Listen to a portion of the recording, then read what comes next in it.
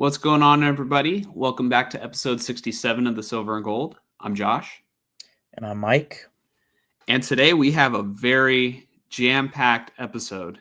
You know, it shouldn't be breaking news to anybody tuning in, but if it is breaking news, Antonio Pierce got fired by the Raiders today. Nick Sorensen got, I guess, demoted by the 49ers, as defensive coordinator. I guess they're trying to retain him on the staff. We'll get into that when we do get into those topics. First, we're going to do a really quick recap of week 18 because, Mike and I mean, we've done that every single week. So it's kind of like, the traditional pace of the show. But we'll jump right in. 49ers versus Cardinals. Niners got blown out. And really, I mean, it was a close game until the second half, really. The 49ers did tie the game at right before halftime, and it seemed like it was going to be, a close game, which it ended up not being. But, the defense just could not stop Arizona. And really, it was a game that the 49ers were better off losing, for their draft stock. They were able to maintain the 11th overall pick. I think that's where they're going to be picking in the draft. Correct me if I'm wrong in the comments, but yeah, I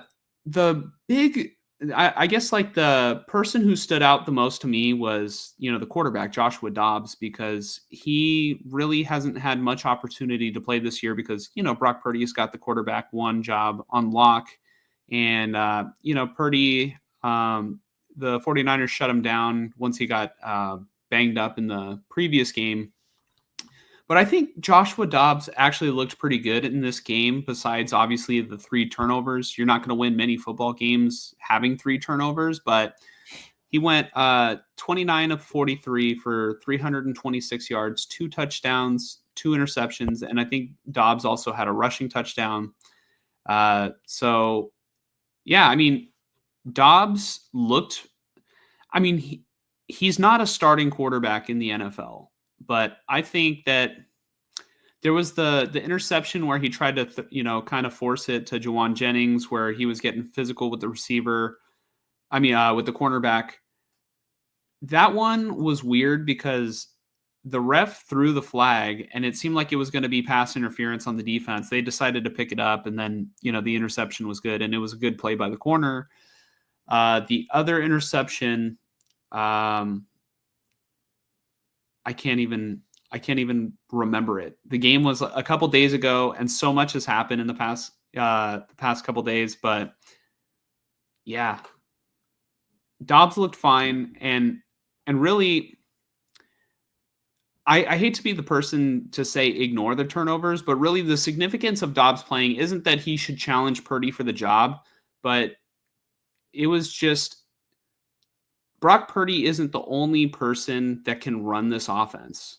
The 49ers ended up scoring 24 points, which I think is more than the last time that they played against Arizona. And the 49ers were at home the first time. And Debo didn't even play in this game. So, really, besides that, Patrick Taylor Jr. had a really good game, 17 carries for 109 yards. It just goes to show that you don't really need to pay a running back because you can find, solid running backs who really any running back in the NFL will take you as far as the offensive line will go. Dobbs had 8 carries, 17 yards, and obviously the touchdown. Jacob Cowing, he got involved with 1 carry for 7 yards.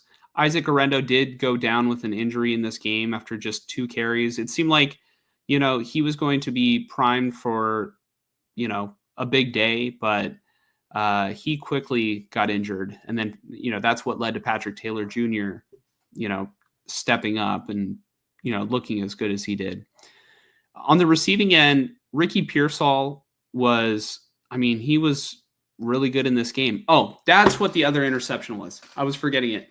The other interception, I think Ricky Pearsall could have bailed Josh Dobbs out. It wasn't a perfect throw, but it hit Ricky Pearsall in the hand. And to me, if you're a receiver and the ball hits you in the hand, you got to kind of come away with it, But he wasn't able to pick up Dobbs, and, it resulted in an interception. But Pearsall did have a touchdown in this game, 6 catches, 69 yards.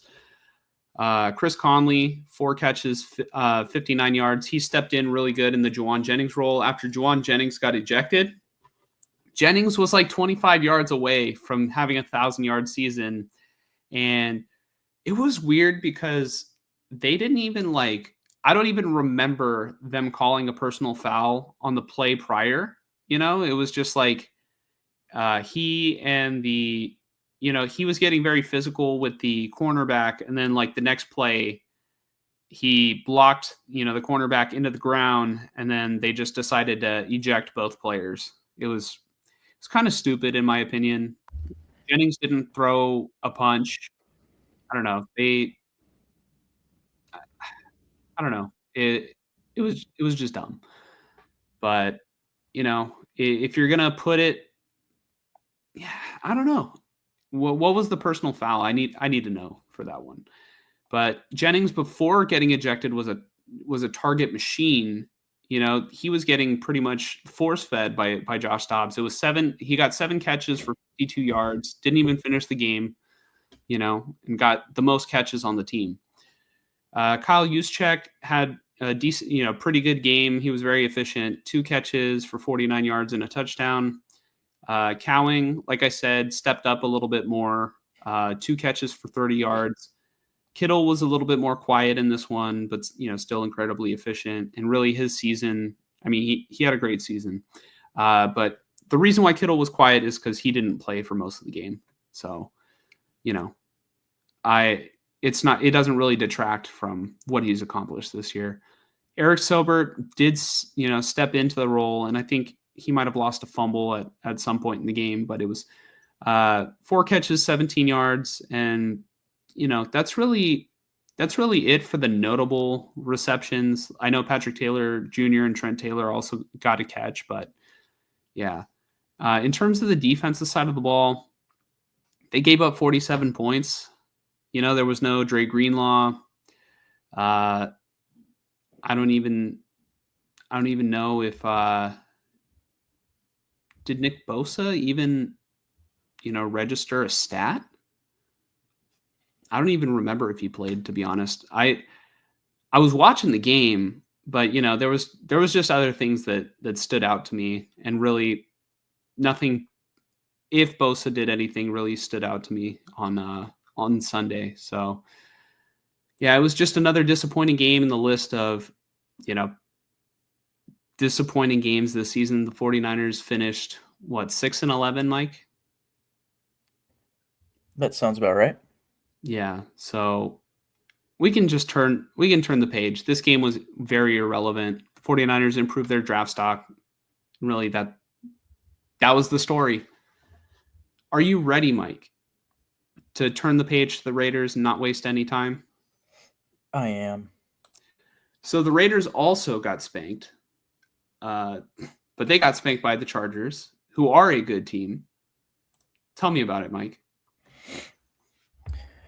The first half of this game, it was not a spanking. The Raiders were in this game. And then late first half turnover by Aiden O'Connell really gave the Chargers the momentum going into the half, when the Raiders could have had that momentum, if not extending, at least taking the lead going into halftime. But instead, they give the Chargers momentum, and the Chargers just took over in the second half. There's really not much more to it than that, because there's, the game doesn't matter, really. Yeah. I was sitting there watching NFL Red Zone, just rooting on the Jets and the Panthers and the Jags, who did not, do what they needed to do, but I believe the Panthers beat the Falcons in overtime, and the Jets beat the Dolphins, which helped the Raiders move up from the 8th overall pick to the 6th overall pick. That's all that matters at this point, right? And then our next topic is what really matters right now, which we'll get to in a second. But yeah, I think you could tell in like post game interviews and whatnot that the players wanted to win this game. I last week I had us watch a video of Foster Moreau from the Saints, former Raider, explaining why just tanking isn't a thing for players and coaches, and these guys really want to win, and it sucks for them that they couldn't win more, right? But obviously they had shitty predicament after shitty predicament, and you're facing a tough playoff team who, frankly, we talked about it, but the Chargers needed to win this game because situationally, for them, being the 5th seed is way better than being the 6th seed. Facing the Texans is way better than facing the Ravens. So they got the job done. Shout out to the Raiders defensive backs for giving Quentin Johnston a fucking legacy game. Yeah, and that's really about it. I didn't think Herbert was playing like spectacular until the second half. Then he started kind of dicing up the defensive backs. Like obviously Quentin Johnson, it was just connection after connection, but they weren't scoring many touchdowns until the second half. That's when they just broke away. So, and the offense, I don't know, it's been a thing all season of not getting going early. They suck in the first quarter, they suck in the third quarter. So, as far as coaching goes, coming into the game with a good game plan, whether it's the game plan or it's the players on offense just not being able to produce fully because of the quarterback situation or the run game issues, right? Whatever it is, they're not able to be consistent. They're not able to score enough. They get to a deficit to whoever they're facing, unless it's a shitty Jags or a shitty Saints team or Browns team. And for whatever reason, the Ravens in week 2. And they don't win the games. Yeah. So it was about as expected. So this was Antonio Pierce's last game coaching the Raiders. Are we ready to talk about that? Yep. So, Mike, it is January 7th, 2025, and the Raiders have decided to pull the plug on the Antonio Pierce. Would you call it an experiment or experience?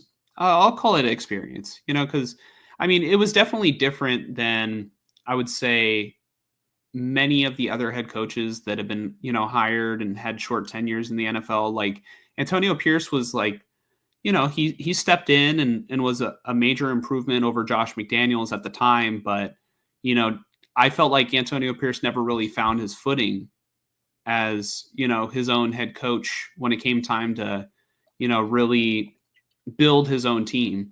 And really, he didn't have a lot of time to, but, just tell me, as a Raider fan, what are your thoughts right now? How are you feeling?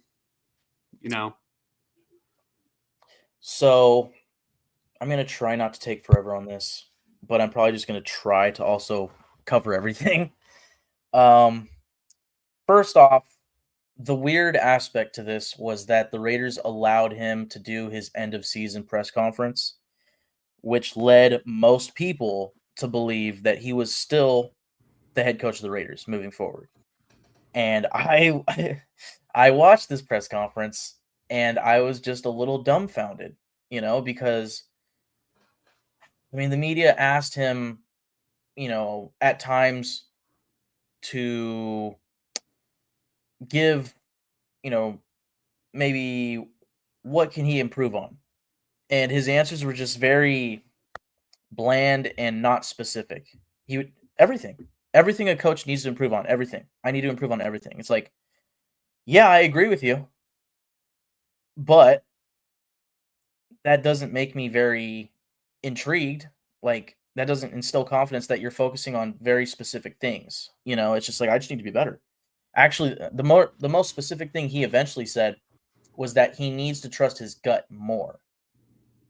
Like he said, I think he alluded to like in 2023 he trusted his gut, whereas in 2024 he didn't. And then I think coming off of that, somebody asked him, not to put words in your mouth, but does that relate to the quarterback position? And he essentially said, yeah. Like that was, I don't want to put words in his mouth, but that was a big one for him. Was the quarterback decision to start the season was a huge mistake and regret, I think, for Antonio Pierce, which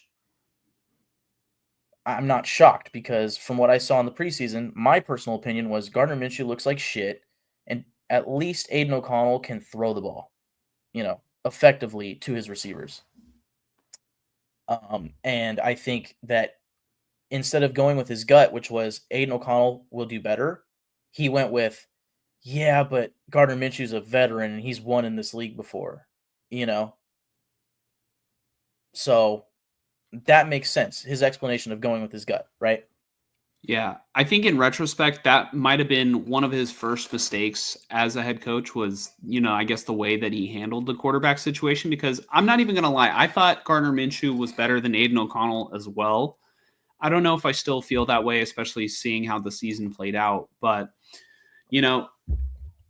Antonio Pierce really was given the opportunity by Mark Davis because of the performance that he had late in the year.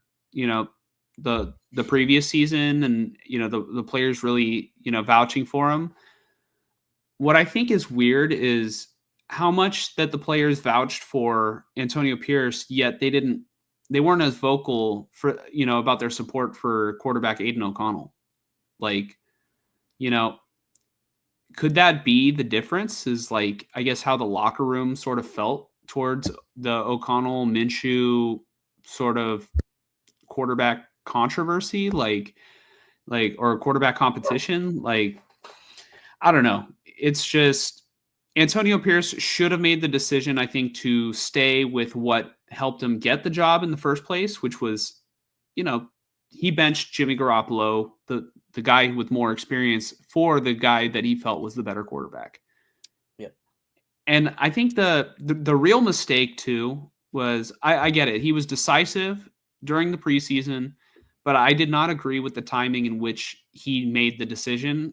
When was it the second to last preseason game, or was that the final preseason game where they just yanked O'Connell out of the game after he threw a pick six? Yeah. And then that just kind of killed his confidence right there. And like I didn't agree with the timing. You got to let him go back there, regroup, regather himself, not just like, oh, you know what? That pick six, that's the reason why I'm not playing, or like I played myself out of this. Like, I don't know. Yeah.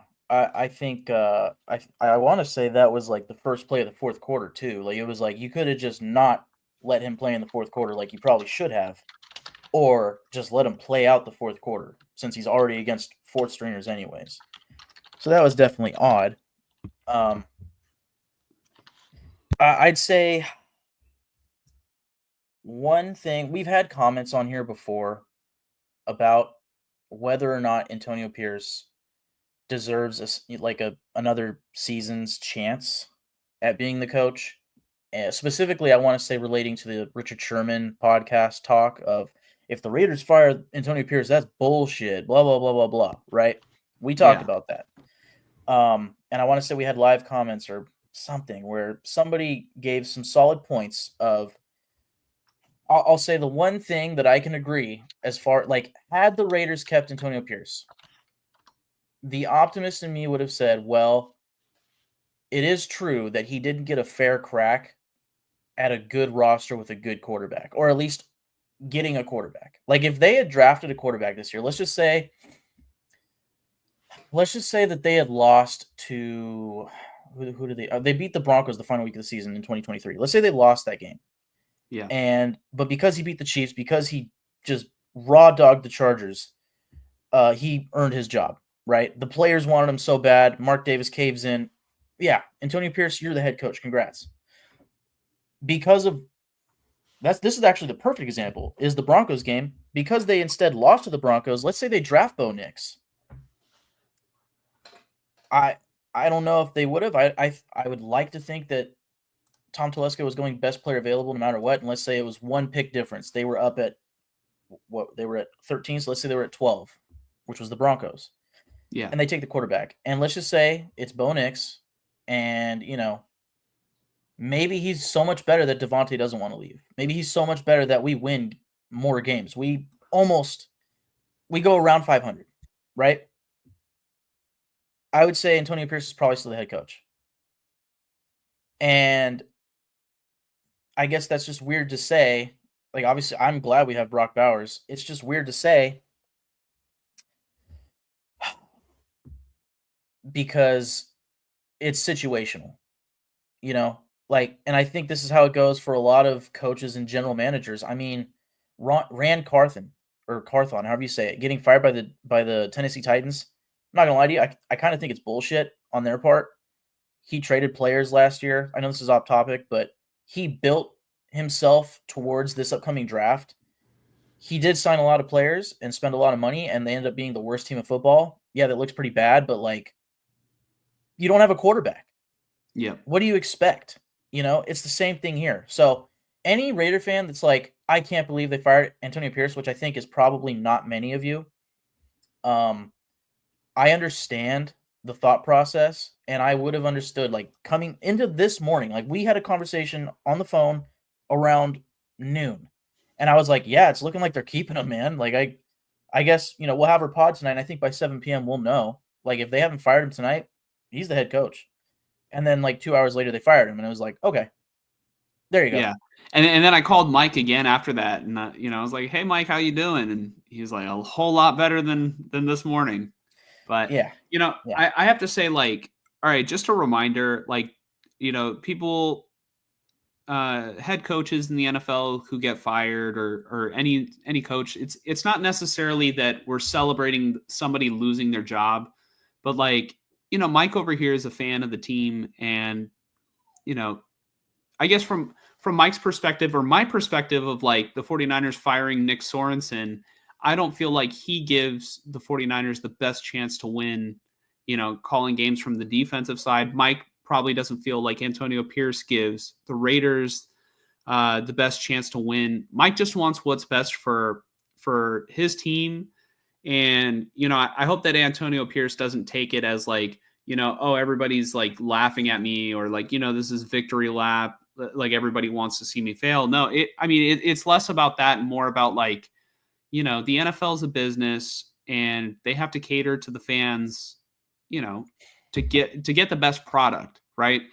This morning, I told Mike on the phone, I felt like it would have been an unserious move for the Raiders to have run it back again with Antonio Pierce and the same coaching staff as this year. That's just not not a serious move. No, that would have been horrible. I feel like the fans deserve better, and Mark Davis owes it, I think, to Raider fans, to let them know that we're going to try and get the best people in here. And they just got Tom Brady as an owner. Mike, you even said it in text. There's no way Tom Brady is going to let an interim coach, just be, it's not so much the interim part, but just an inexperienced interim head coach. Antonio Pierce just lacks the experience. Yeah, I think in part, okay, that was the other thing from the press conference that Antonio Pierce said that really rubbed many people, including myself, the wrong way, was when he was asked, do you see any changes coming to your coaching staff? Something along those lines. And he essentially said no, or at least not right now. But it was like a no. No, I don't. It was like he shrugged it, no, I don't see any changes coming. Okay. Patrick Graham's contract is up. The offensive coordinator position is an interim offensive coordinator. So by NFL law, they have to go through the Rooney Rule process in a hiring process for their offensive coordinator. Maybe they go the bullshit route, interview two. Let's be honest here. I mean, the Patriots just did this today. They interview two black candidates, and then they just hire the guy that they want, all along. Yep. Which would have, in theory, if Antonio Pierce is telling the truth, it would have been Scott Turner. Because according to Antonio Pierce, he liked the way that he was proud of the way the team finished the season, and the offense was like looking right, I think is what he said. Something along those lines. Oh boy. So just to your point, it would have been so unserious if they had actually kept the same coaching staff. Anybody that's watched this podcast knows that I love Patrick Graham. Last year when it was Antonio Pierce or, in theory, Jim Harbaugh, I was saying the reason why I would pick Antonio Pierce is because with Antonio Pierce, we keep Patrick Graham, and I want continuity and consistency for this franchise. And I will get back to that later because that's the whole point to all this, right? And it sucks. We're firing another coach, but you've got to find the right guy. And that's why what you just said about, well, there's no way that Tom Brady just comes in here and settles for an interim head coach to be the guy long term. That's exactly what I'm saying. You need it's not that they need an experienced head coach. They need the right head coach. I don't care how much experience, but you need the right guy. And I'm sorry, interim coaches, they rarely work out. Like rarely work out. And it just looks unserious. Anytime a team has an interim head coach, it's like we know they're not making the playoffs. We know that they're not a serious team, and chances are the reason why they have an interim coach is because they already suck to begin with. But the Saints, Jets, Bears this year, it's like fucking, they suck. Clearly, we don't care about facing them. And I think most people would feel the same way about the Raiders this year, in part because Antonio Pierce went from linebackers coach for 2 years in the NFL. Before that, around college, to suddenly being an NFL head coach, it's like, it doesn't work that way. You got to work your way up. But also, it's not serious. Like, I feel like one of the main reasons why Antonio Pierce is not coming back is because last season he at least ignited something in the locker room for all of them to, band together and want to play for one another and, have confidence in the team. So what did the Raiders finish last year? What was their record, Mike? Maybe 6 or 7 wins. I don't remember. They were 8-9 last year. They finished 8-9, with Antonio Pierce, and this season they are 4-13. 4-13. So yep. After having a full off season with Antonio Pierce and more time with him as at the helm, they got worse. Right. That's the reason why. There's not that same vote of confidence from the locker room. There's not that same vote of confidence from the fan base. It's that is the specific reason I think why Antonio Pierce got fired. It was, hey, we gave you the opportunity to coach this team. This is your own team. You're not taking Josh McDaniels' team and motivating them more. This is Antonio Pierce, Tom Telesco, which they're keeping Telesco, right? Or as of right now, they are? They are. They are keeping him this upcoming season, and I think that's a correct move. Yeah. So, they have Telesco. They drafted players, and then what we saw this year is they could never get the run game going. It was like maybe three or four games this year where they could actually run the football. Yeah, out of 17 games. Yeah, at least 1 or 2 of them being, in the last 2 wins. Yeah, and so, when you look at it from Mark Davis's perspective, we already knew going in that Antonio Pierce was already he had earned the job, but he was lacking the experience and I guess the connections to really add to his coaching staff. And that's why we saw guys like Cliff Kingsbury back out at the very last second. I think maybe that it was weird because he kind of agreed to be the offensive coordinator. I think what really happened there was, oh, I can coach the second overall pick, who is definitely going to be a quarterback, relative to um I don't know what the Raiders were selling him on, but sitting at the 11th pick, no promises that we're going to get a quarterback in the draft. And, Yeah. looking at free agency, we're looking at guys like Gardner Minshew and, maybe Jacoby Brissett or some shit like that. He'd be like, okay, yeah, I guess I could work with that. He was given or offered a 3-year deal, I think. And then apparently it also came down to money, but that was the whole thing. I think, but to your point, yes, I think part of the problem with him, he's the interim coach, and he doesn't have the connections to fill his staff. I have a list of positives and negatives to AP. I'll just get to it right now, and then I think we can move on to my next main point here. First, the positives for him. I watched some of the players, post game in the locker room.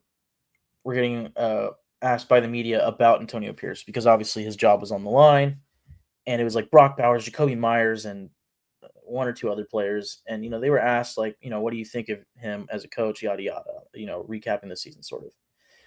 And obviously they're not going to badmouth him, but the tone and what they said was consistent, which was he kept the team together and he kept the team locked in. I would say that's good. Just take away Devontae Adams, you know. But I hearing them say that and hearing multiple players say that, specifically Bowers and Jacoby Myers, I realized like, okay, I can see why they. This was also in hindsight of like the press conference and being like, man, they might keep him. And I was trying to like give myself reasons for why they would, and that was one of them. Was like, well, that was the thing last year, was that he brought the team together. So Yeah. they suck. They're in this shitty position with the quarterback. They have so many injuries, right?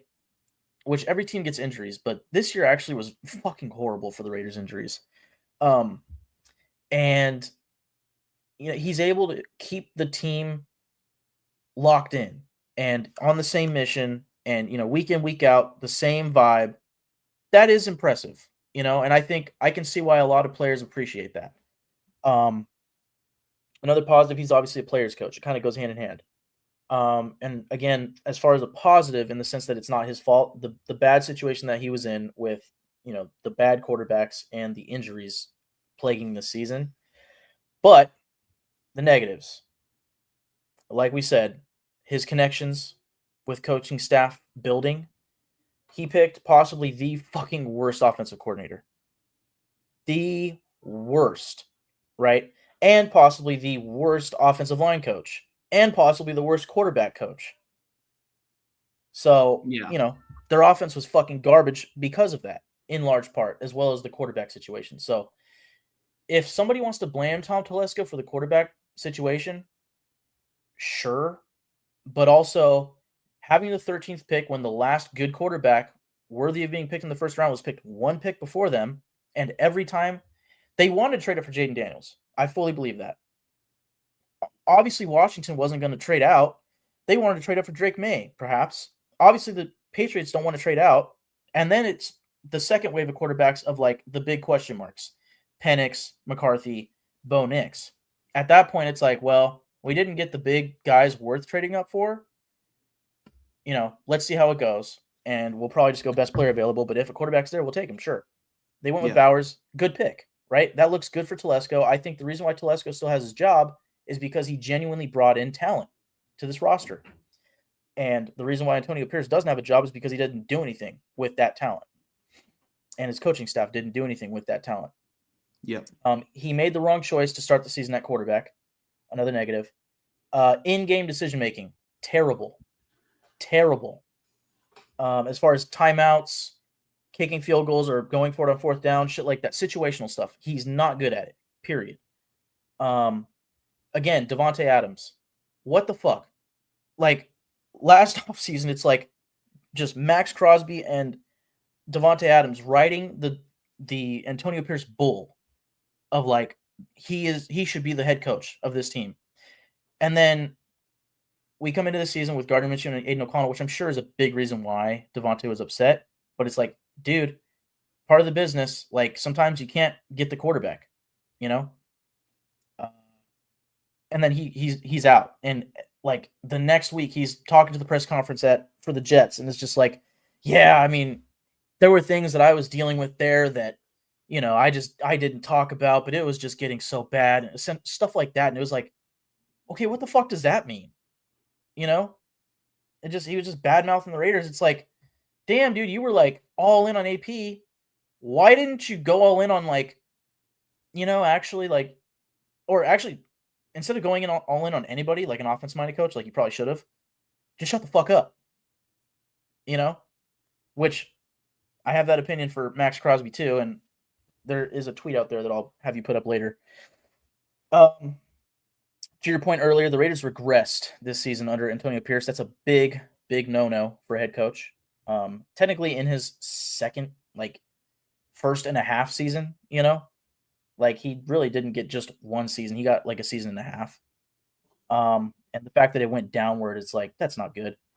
And again, he's not a proven head coach. He's really just an interim head coach. And he's really just, no offense to him, a linebackers coach, And I will finish off with, I don't mean in any way to disrespect him.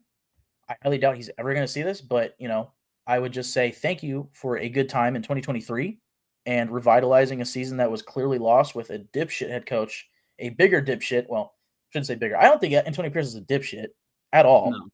I just think he's not head coach material. No offense to him. That's all. But I thank him for his time and his service with the team that he grew up loving like I did. So It was a fun story, I will say he's not head coach material yet. Maybe in the future he can, he can definitely like improve on in-game adjustments and like preparing and building connections within the NFL to get a better coaching staff in the future.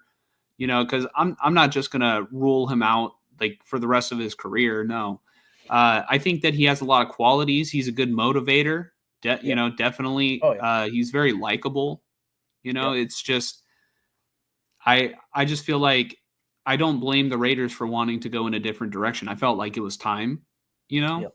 and I feel like Mark Davis did him a favor by not pulling the plug in the middle of the season, because this season was like very bleak and really, if you want to think about it, the Raiders probably should have, in order to avoid them beating a team like Jacksonville to, in order to improve their draft stock, but they didn't, Yeah. and I guess I don't know why they chose to keep him, but they did. And, the Antonio Pierce experience, I think, was better than the previous one, but I think that the Raiders are doing the right thing by looking forward for the next era of Raider football. Yeah, I think it was Mark Davis being wise. I know not many people would maybe agree with that statement, but in not firing Antonio Pierce mid-season, it's wise to do that because one, it gives Antonio Pierce the full season to put on his resume, and for Mark Davis to truly sit down and look back on and say, should this guy remain the head coach, yes or no, instead of firing him mid-season. And then the other aspect is, what if Patrick Graham becomes the interim head coach and he kills it? And then you have fucking Max Crosby going, if you don't hire Patrick Graham as the head coach, trade me. Or something like that. I can almost guarantee, well, not I wouldn't even say that I would almost guarantee, but it was clearly a mistake on Max Crosby's part to be so vocal and so like, drawing a line in the sand between, if AP's not the coach, then I might have to reevaluate my future. Like that's clearly a mistake. And we see it in There, it I not sent you a just in tweet. football. Yeah, not I sent just you a in tweet. football, but there's other instances. Hold on. I'll pull up the tweet, Mike. Hold your horses. Uh, Sorry. but but I was listening to Larry Krueger, mention that like essentially the same thing, but on the 49ers side about how there were certain players who, like Nick Sorensen and wanted him as defensive coordinator. But he had mentioned that, for the Warriors a couple years ago, they wanted, I guess, Steph, Clay, and Draymond, were really on board with the idea of getting Avery Bradley. And instead, Bob Myers was like, I think we're going to go with Gary Payton II. And they went with Gary Payton II and won a championship, and he was a big part of that. Yeah. Sometimes you just have to trust whoever's above you to make the best decision. And, what Max Crosby should do is, instead of wanting to be a part of the decision making, see how the Raiders make the decisions on their own.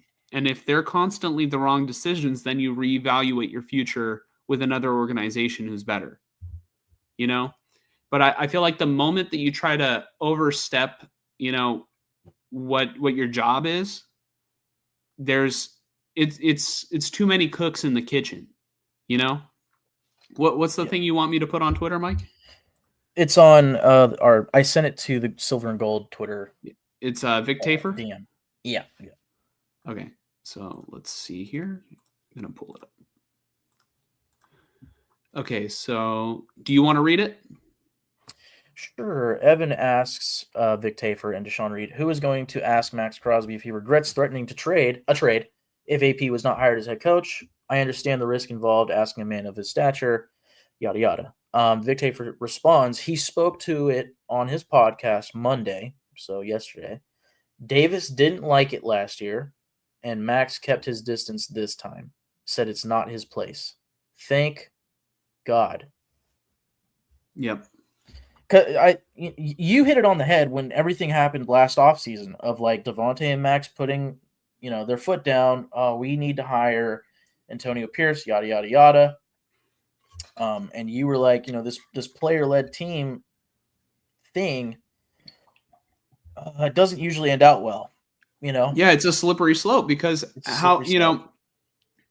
how long until they start, overruling, the coach when they're not winning, or, when they don't get their way. Yeah. Yeah. So I mean, in a way, Devontae kind of did that by demanding a trade anyways. Mm-hmm. He wasn't in it for the team at that point. It was, no, I want to go win. And then he went to one of the few teams that actually lost more than the Raiders. Actually, That's not true, but still. Damn near, worse situation. But he wanted, I think it almost just makes it look like he just wanted to catch passes from Aaron Rodgers, from a better quarterback and, statistically do better, right? Because maybe Devontae at this point is just, if not ring chasing, gold jacket chasing, right? And I can't blame him. What they did is make me look like a psychic, because I practically predicted something along these lines last year. Yep. Just the way the entire thing unfolded. Not to toot my own horn, but like, not to be a psychic, but I feel like a lot of people, could have seen this coming. Yeah. I'm sending you more tweets that we can go over. And then what I would like to do is go over the candidates for the Raiders head coaching vacancy. I have 25 of them that we will get into. So you pulled up this one. This is the one that intrigued me the most from Josina Anderson. The Raiders have fired head coach Antonio Pierce, per source. I'm told, Josina is told, the Raiders have been continuing to look into at least two candidates in particular that have piqued the interest of ownership behind the scenes. The availability and interest of said prospects was what was causing the delay on an official decision on Antonio Pierce. Now the Raiders have moved on. Who in the hell are these two guys? I know I one can of tell you them. who it should be. I can absolutely tell you who it should be. Okay, tell me who it Because should be, and then I'll tell you who it is. I have two guys at the very top of my list by far. It's not even close. The top two coaching candidates. Not just for the Raiders, but I think for every team that has a vacancy. It's it is Ben Johnson, the Lions offensive coordinator, and Mike Vrabel, the ex-Titans head coach. Mm-hmm. Those are the top two. I think Ben Johnson is a better fit. Well, I think he's a better candidate, and here's why. The Raiders need a quarterback. They need to draft a quarterback. He's an offensive-minded head coach, and he's going to make life a lot easier for a young quarterback coming in who doesn't have a lot of NFL experience to at least have continuity within one offense. If you get Vrabel, he might have an offensive coach, and if they're good, the offensive coach might get hired somewhere else. Then you got to get a new offense, and it's just going to be this like constant revolving door of Turnover. different systems, and it'll Yep. probably sputter and be a tire fire. That's why I like Mike Vrabel, but like I like I him a feel lot. like he can go to a different situation with maybe more of a veteran quarterback that would make a little bit more sense. Yep. Do you want to know who I think the two guys are? I think that you think one of them is John Gruden. Okay. And who's the other one? You don't think it's Ben Johnson? No. That's not who I'm thinking right now. Man. Is it an offensive guy? Yeah.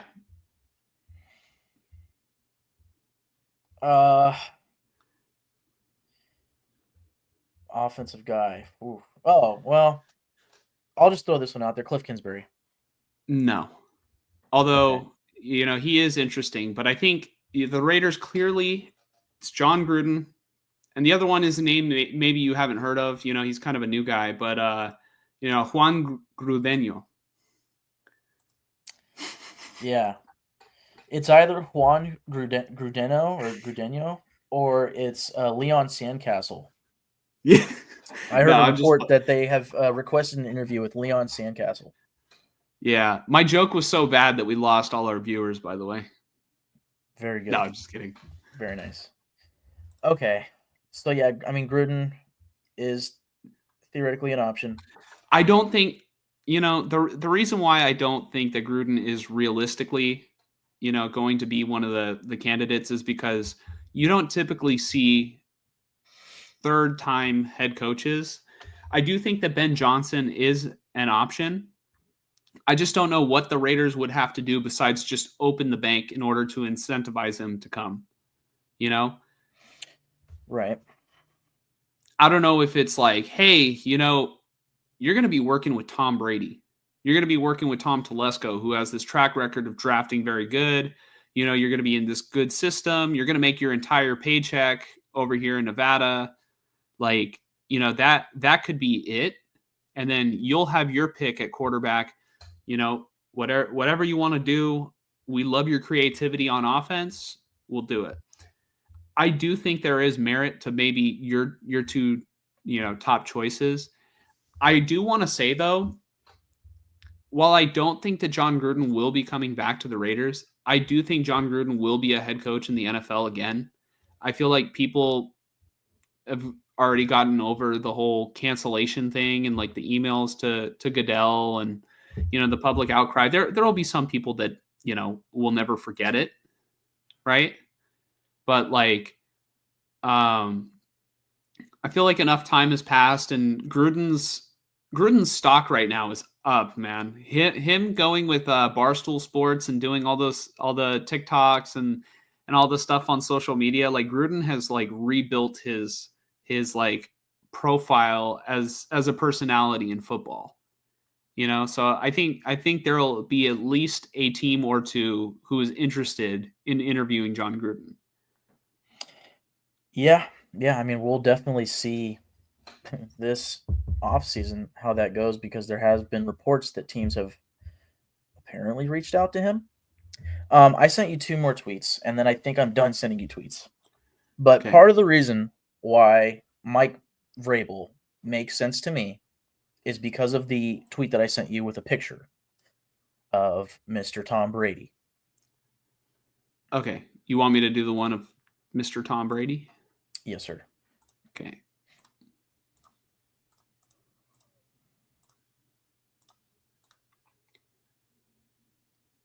Okay. From Adam Schefter. Raiders limited owner Tom Brady is expected to be a part of a collaborative committee to interview head coaching candidates and support team owner Mark Davis, per league sources. There's been consistent reporting and rumors, whatever you want to call it, that Tom Brady's going to have an effect, potentially a big effect, on the hiring of this new head coach. And if you want to look for connections to Tom Brady, Mike Vrabel would absolutely be one of them. And he's like, I think the main positive with Vrabel is not only is he a head coaching candidate, one of the few head coaching candidates with serious head coaching experience, it's also serious, successful head coaching experience. Yes, John Gruden won a Super Bowl, but like after that, is it really that successful? Not really. I know that Mike Vrabel finished out with the Titans on like a little bit of a losing streak or whatever you want to call it. But for the most part, he had them as a top 3 seed in the AFC with Yeah. Ryan Tannehill, right? Like, imagine him with a quarterback and a stud defense to pair with it, you know? Like, the Titans never had the quarterback. They just had a guy that could get the job done. And that's all it took for Mike Vrabel. Imagine if they could get that veteran, say it's wishful thinking, but Sam Darnold or even Justin Fields, if he could somehow get the job done, right? And then the defense gets better because they already have talent, and then eventually they get the quarterback. If they're winning and he's proving why he's a good head coach in this league, man, I fully believe he can do that. I think the Raiders are the betting favorite to land Aaron Rodgers.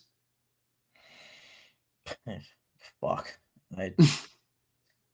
I think he should retire. From what I could tell, when I would watch Jets games, he wasn't throwing the ball deep, which is a telltale sign that he's beginning or already has a noodle arm. And I don't want that. I think one thing that got better this season for the Raiders offense was deep passing, with Scott Turner. And that was a point Antonio Pierce made in the press conference. I need that, and I need play action. I need the run game to be better. And I think if you have this weak-armed quarterback he's good at processing, but he's not the same guy he used to be. He just led the Jets to a fucking 4 or 5 win season. I'm good because the Raiders might be a worse team than the Jets, like talent-wise, right now. So why would I expect Aaron Rodgers to do any better? In part because I don't even know who the offensive coordinator will be. Mm-hmm. I'd rather not pay for him. I'd rather pay for other players that can develop with us and just look towards the future at quarterback. You wouldn't be interested, though, if it was Ben Johnson and Aaron Rodgers, like a good offensive-minded head coach, instead of like Nathaniel Hackett and then Nathaniel Hackett's, backup or whatever. Right. Yeah. Ben Johnson would get me intrigued for Aaron Rodgers for sure. And then in theory, they could draft, like, this is really crazy thinking here, but they could draft Ashton Gianti at 6. And it's just like, well, everything's kind of fixed now. Not really, but kind of, right? Dude, just imagine. The Raiders could, all right, if Aaron Rodgers comes here, I bet you a guy like Davante Adams would be interested in coming here. I think if Rodgers is playing next year, Davante Adams is a package deal, which is part of the reason why I don't expect Davante or Rodgers to be with the Raiders. If anything, funny enough, I think the Titans might make sense because I want to say Rodgers already has a home in Tennessee and they need a quarterback. So he could be the starter that helps develop the young quarterback, that they draft first overall. And they get Davante Adams to pair with Calvin Ridley, yada, yada, yada. It could work. They have the running backs. They have a solid offensive line. Like, they've built the team. They just their quarterback's play was that bad. Like, what's his face? Mayonnaise loving guy. He was that bad. Will Levis. Levis, yeah. But yeah, I'd say as far as Mike Vrabel, I'm not really in on many defensive coordinator or defensive minded head coaches because what I want above all, and after this right here, we can get into my list of the candidates for the Raiders head coaching position, and then we can finally move on.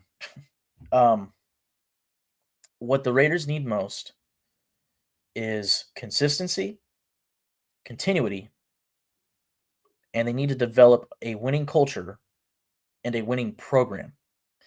And if you get Mike Vrabel as the head coach, you will do most of that.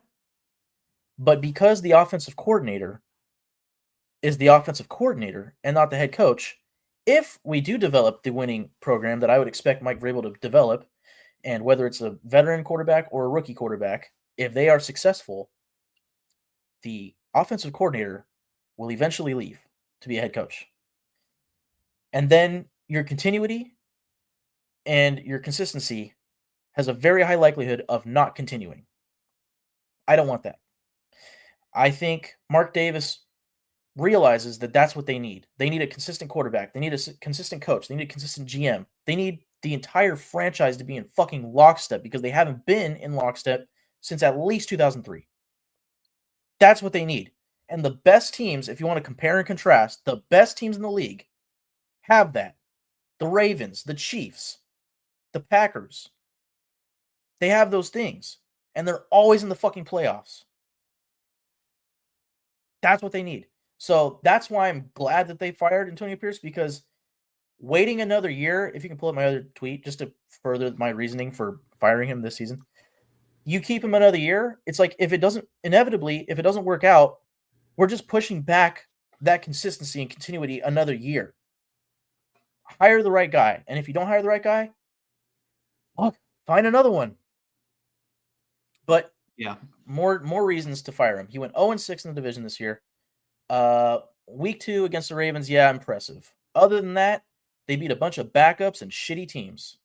So, again, him saying, like, I was proud of the way the team finished.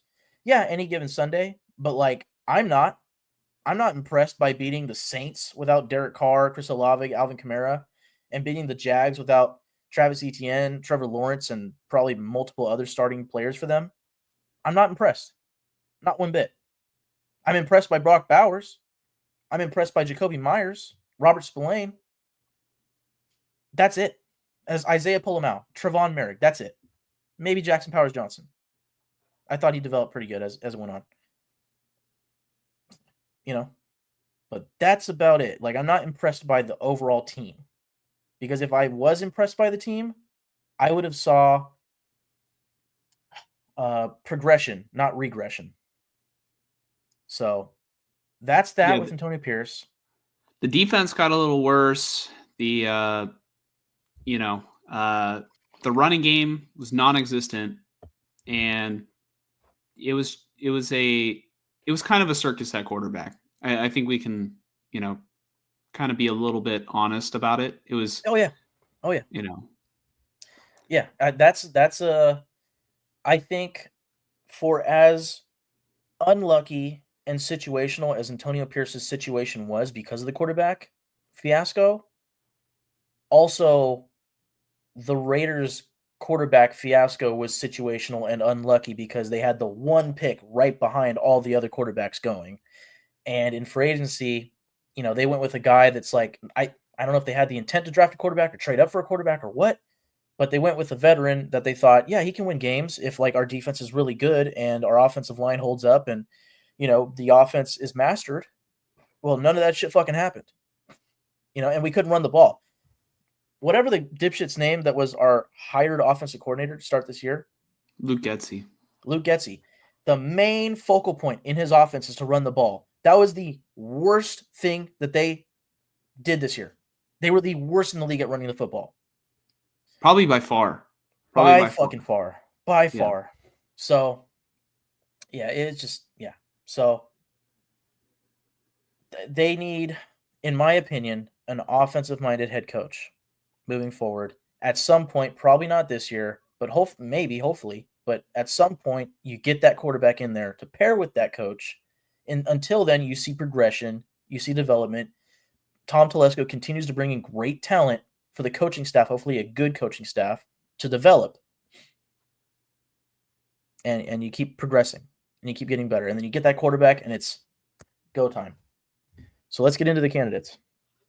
All right. Who are your candidates? Number 1, Ben Johnson. Number 2, Mike Vrabel, right? Yeah. I've already said that.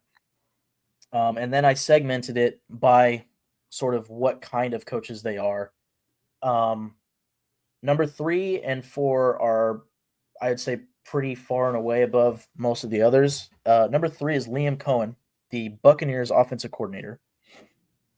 Number 4 is Joe Brady, the Bills offensive coordinator. By the way, this segment of 1, 2, 3, 4, 5, 6 offensive coordinators are what I call the young offensive coordinators. This is the young up-and-coming coaching candidates that hopefully have a good pulse on the future of offense in the NFL. Liam Cohen, Joe Brady. Mike Kafka, the New York Giants assistant head coach and offensive coordinator. He has been in the head coaching candidate mills for the past multiple seasons, getting interviews from teams like the Texans, I think the Cardinals. He's in there, and now he's an assistant head coach. You know, he's developing, it seems, as a coach. So I can see it. I know the Giants are nothing to be like super proud of, and the whole Daniel Jones fiasco makes it look pretty bad because he's also a quarterback-centric coach. He used to coach with the Chiefs as a quarterbacks coach with Patrick Mahomes. And again, Daniel Jones looks pretty bad, right? But regardless, he's a candidate. Adam Stenovich, number 6, the Packers offensive coordinator. He's an offensive line. He has an offensive line background. He's been the offensive coordinator with the Packers, I believe, for the last 3 years. And from what I was reading, as far as like, future coaching candidates, he's a very up-and-coming coach that has a lot of respect around the league. Number 7. Real quick, we do have we have a lot of questions in the comments, but I do want to get to this one in particular. We will get to the other ones just after this topic. But Nick has a very relevant question about Mike Vrabel, who's one of your candidates.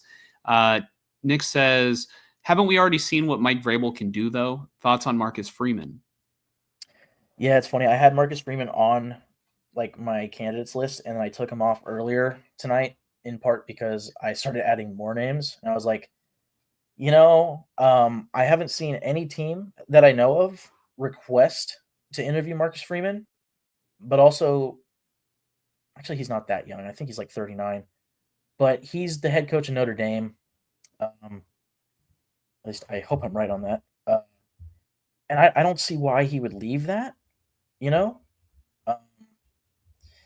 but if an NFL team sways him, perhaps he does leave that, right? It's just, I think he's pretty successful right now. But I really don't know what to think because I don't watch Notre Dame, to be honest with you. Yeah. My thing about Mike Vrabel, and I think Mike kind of touched on this, is that, Vrabel, I think he never had the quarterback. And I think Mike is under the assumption that if Vrabel was hired, the Raiders would eventually get the quarterback. That's my thing, though. Since he's not an offensive-minded head coach, are you really going – I mean, I guess it's two good people to rely on based on the track record, but you would have to essentially give it all entirely to Tom Brady and Tom Telesco to figure out, who is going to be the quarterback, because they can pick a right guy that can be molded. But is Mike Vrabel going to be the coach that is going to be able to,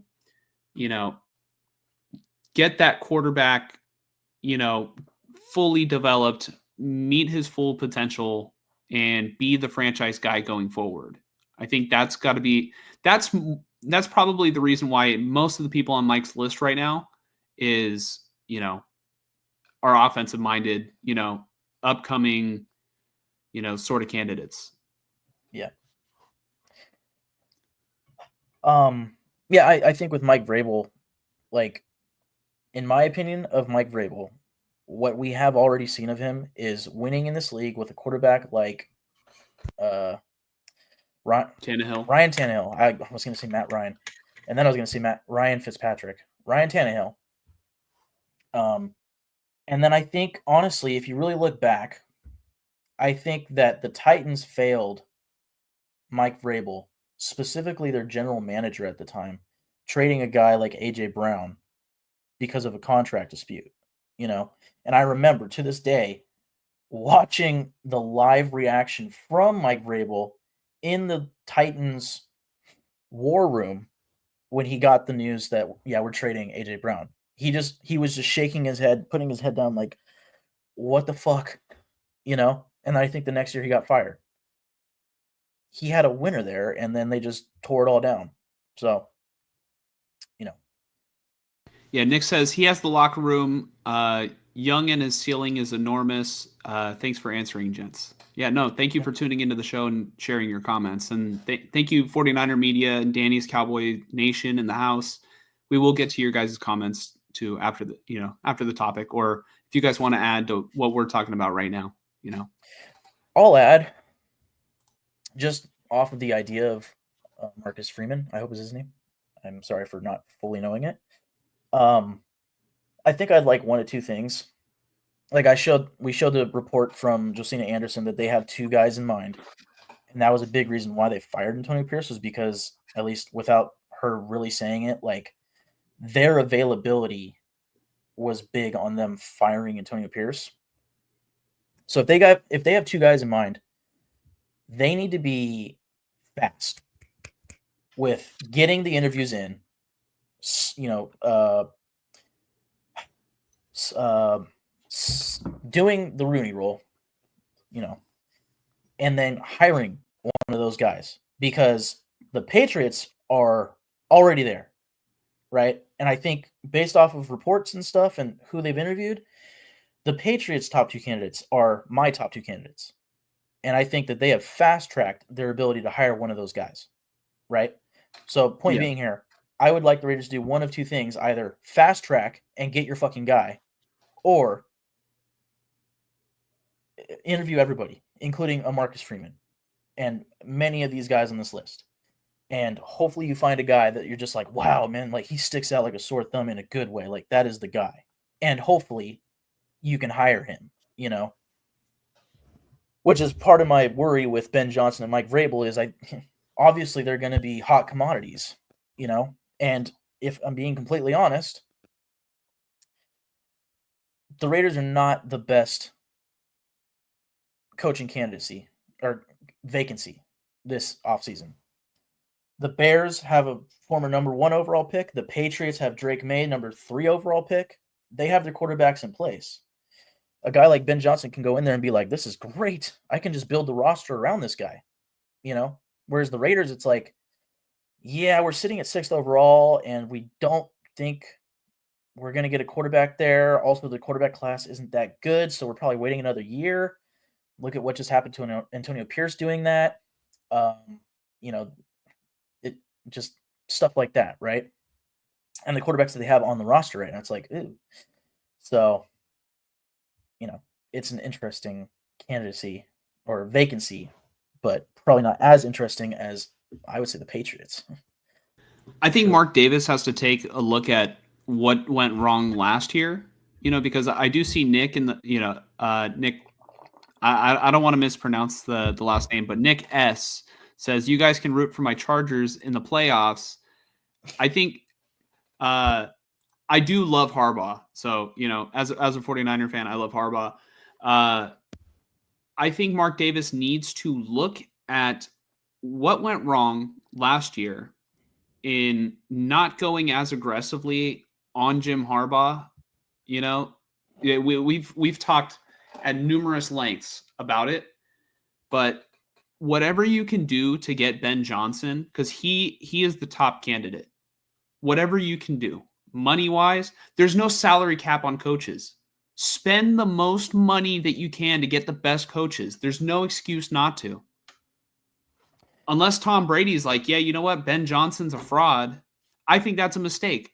Ben Johnson clearly shows creativity every single week. It's like Oh a man. new player gets an, Yeah. there's a brand new play that's like, it just blows everybody away. Ben Johnson might quite literally be an offensive genius, you know? Yeah. Like of course, he has the right personnel to do it, and the players have bought into the head coach. But if he right now, for the first time in his career, is getting noticed for the talent that he has, that he possesses as an offensive play caller. I feel like one of the best things that an offensive coach can have is creativity, and he is leaking with it. It's absolutely every single week you see it. How many offensive linemen have scored touchdowns, or gotten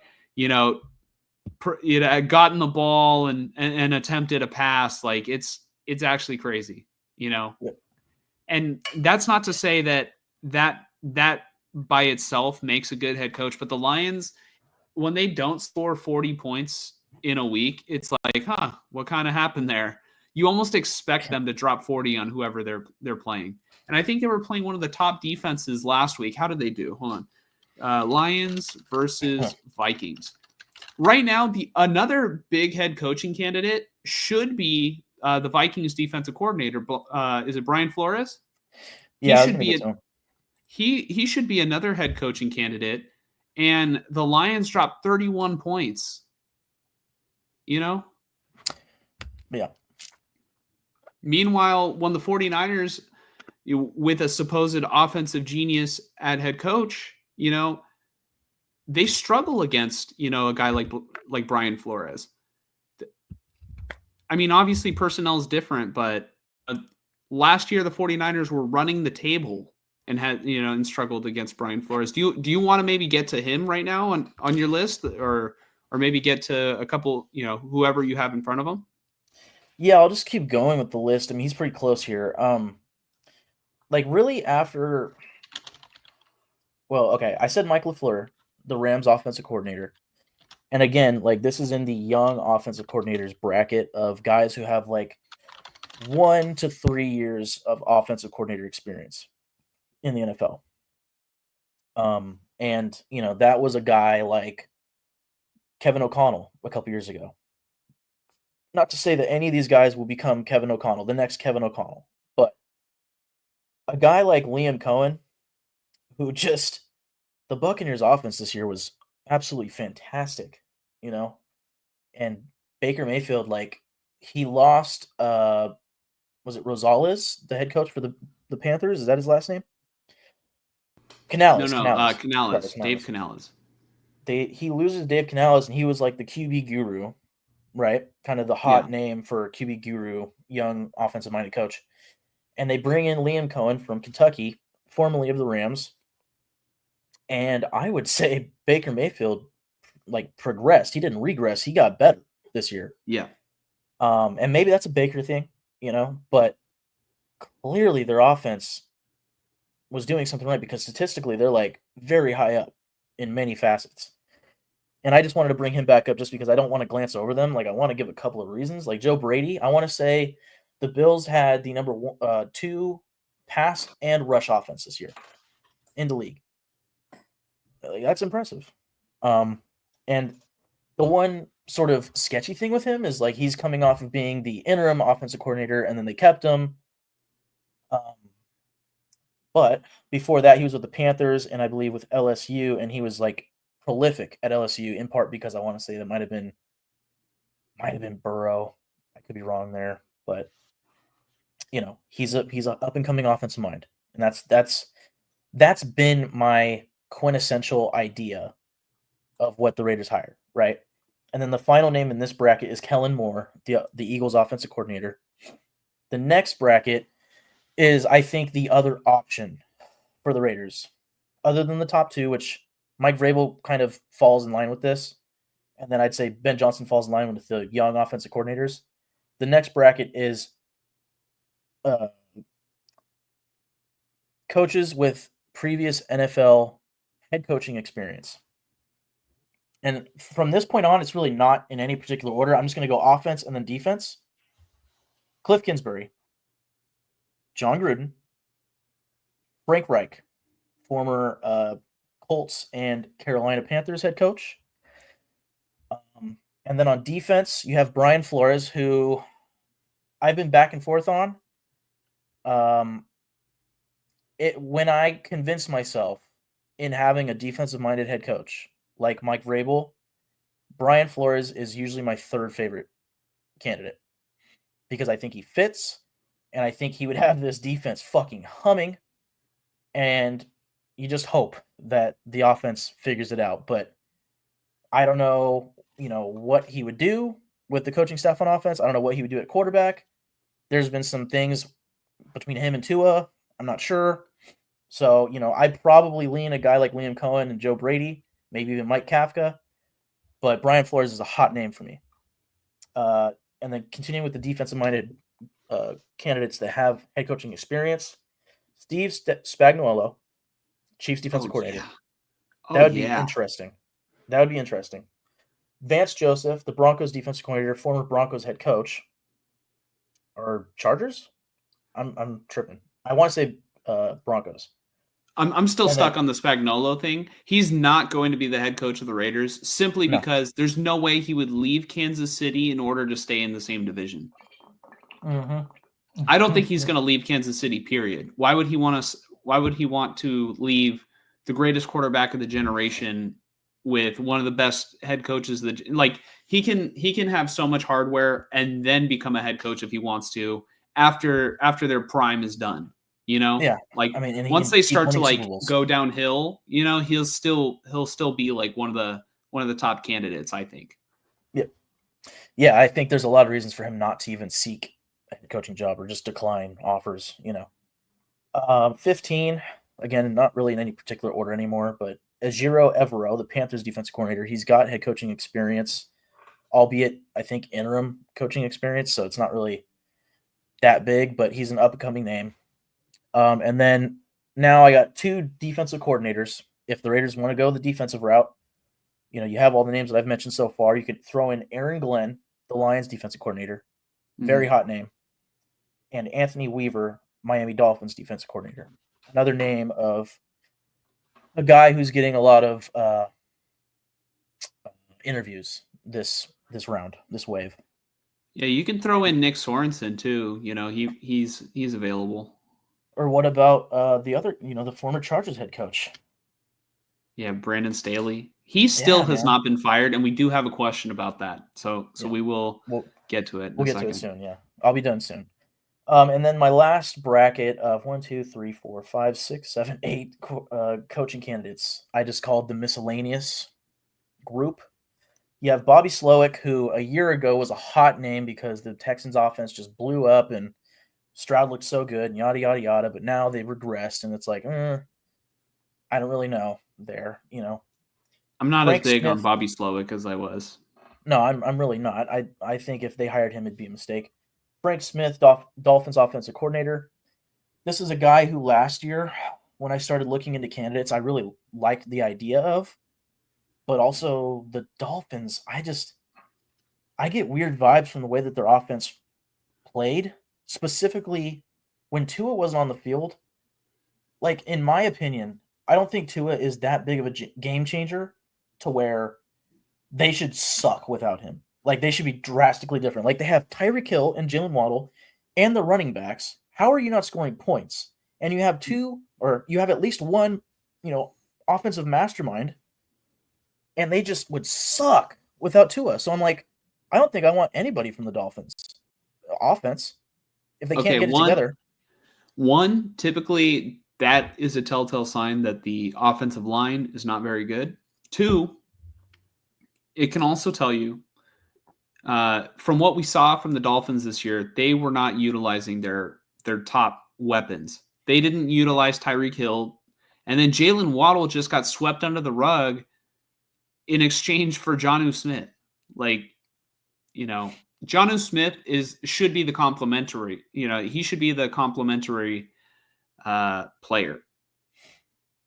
Yeah. And instead it was vice versa. So I don't know what happened there, if that was a McDaniel thing, but right now they are a dumpster fire.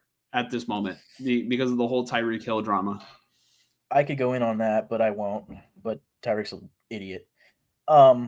Next at 20, I have Todd Monken, Ravens offensive coordinator. I don't see it. Really, all these guys, I don't see it. Um, he's got so much coaching, experience, but he's never touched a head coaching job, which tells me he's just not the material, you know? And that could very well be for a lot of these guys, even guys named above. At 21, I have David Shaw, former Stanford head coach. He was there for 11 years. He was pretty successful, but then fell off at the end and he resigned. He's been here and there, like ESPN. Actually, he's a personnel guy with the Broncos now. He's always been in the coaching, rumors. He gets interviews, probably, no offense, to, do the Rooney Rule, right? Never gets hired. The Rooney Rule is so flawed. It is so flawed. Yeah. It almost feels racist that they're forcing, teams to just, interview candidates just because they're black. Like, one, that sort of gives off the vibe or the notion that, there aren't just black candidates that are good anyway, because there are. Oh yeah. And then two, I mean, look, we saw the Patriots today interview Byron Leftwich and who was the other guy? I can almost guarantee they're not going to hire them. Pep Hamilton. I can almost guarantee they're not even interested in hiring them. Yep. If they do, I would be shocked. But to me, it just seems like, they're just trying to bypass the Rooney Rule every single year. It's like everybody groans. It's like, oh, the Rooney Rule. I don't know. There's plenty of great black coaches that can, I don't think that the Rooney Rule is set up in a way to where more teams are going to hire, coaches. I do like that there's more interviews being conducted, but like I think the perfect way of getting more black coaches hired is exactly what the 49ers were doing over the past couple of years. Is like Kyle Shanahan had Robert Saleh demonstrate how great of a coach he is. Obviously, he didn't last with the Jets, but he's still a great coach. He had that defense looking, fantastic. They were like one of the top defenses in the league before he got hired. And then after he got hired, they completely dropped off. And then D'Amico Ryans has done a hell of a job with the Texans. Nobody thought that they were going to be good last year. And look, I mean, they made the playoffs last year, right, Mike? Yeah, the Texans. Texans made the playoffs the past 2 years now, back-to-back years. And that's because Kyle Shanahan, really, there has to be more teams like the 49ers to, give coaches opportunities. And, I don't know. It's that I feel like that is the most effective way to get more black coaches hired is to give them more Properly opportunities to be properly developed, play with good talent, and demonstrate their abilities. Because I mean, D'Amico Ryans and Robert Saleh, fantastic. Even Steve Wilkes wasn't that bad last year, So I don't know. I just know that everybody dislikes the Rooney Rule.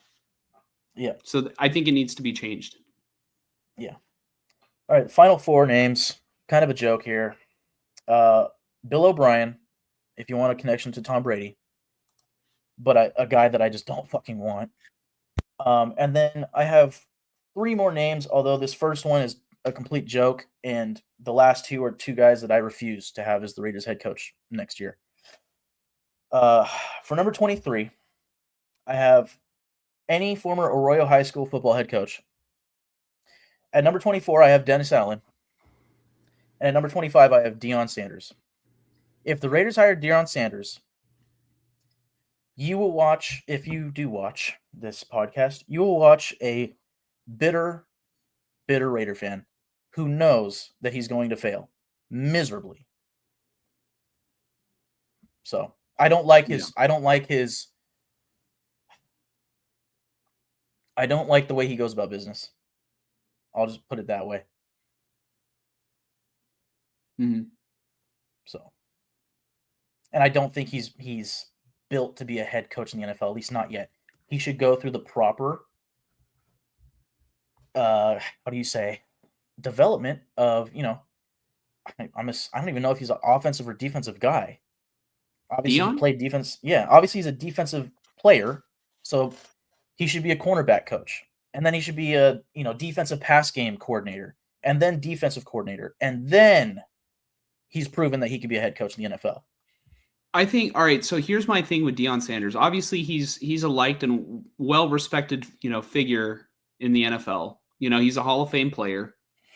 Um, you know, I think my thing about Deion Sanders as a NFL head coaching candidate is you were even struggling to figure out what he was most known for in college. Obviously, the answer should be defense, but I don't pay that close attention to college football. I really hardly even watch college football, right?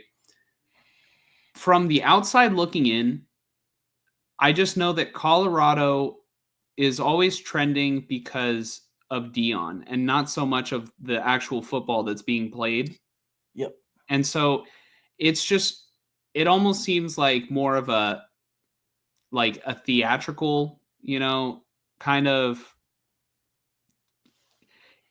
He brings all this attention to get these players highly scouted. It's definitely benefited his son Shador, who I haven't watched a lot of Shador Sanders. It's benefited Travis Hunter, who is going to be a top 5 pick in the NFL. But I just don't know if Deion is going to be a serious head coaching candidate in the National Football League. Yeah.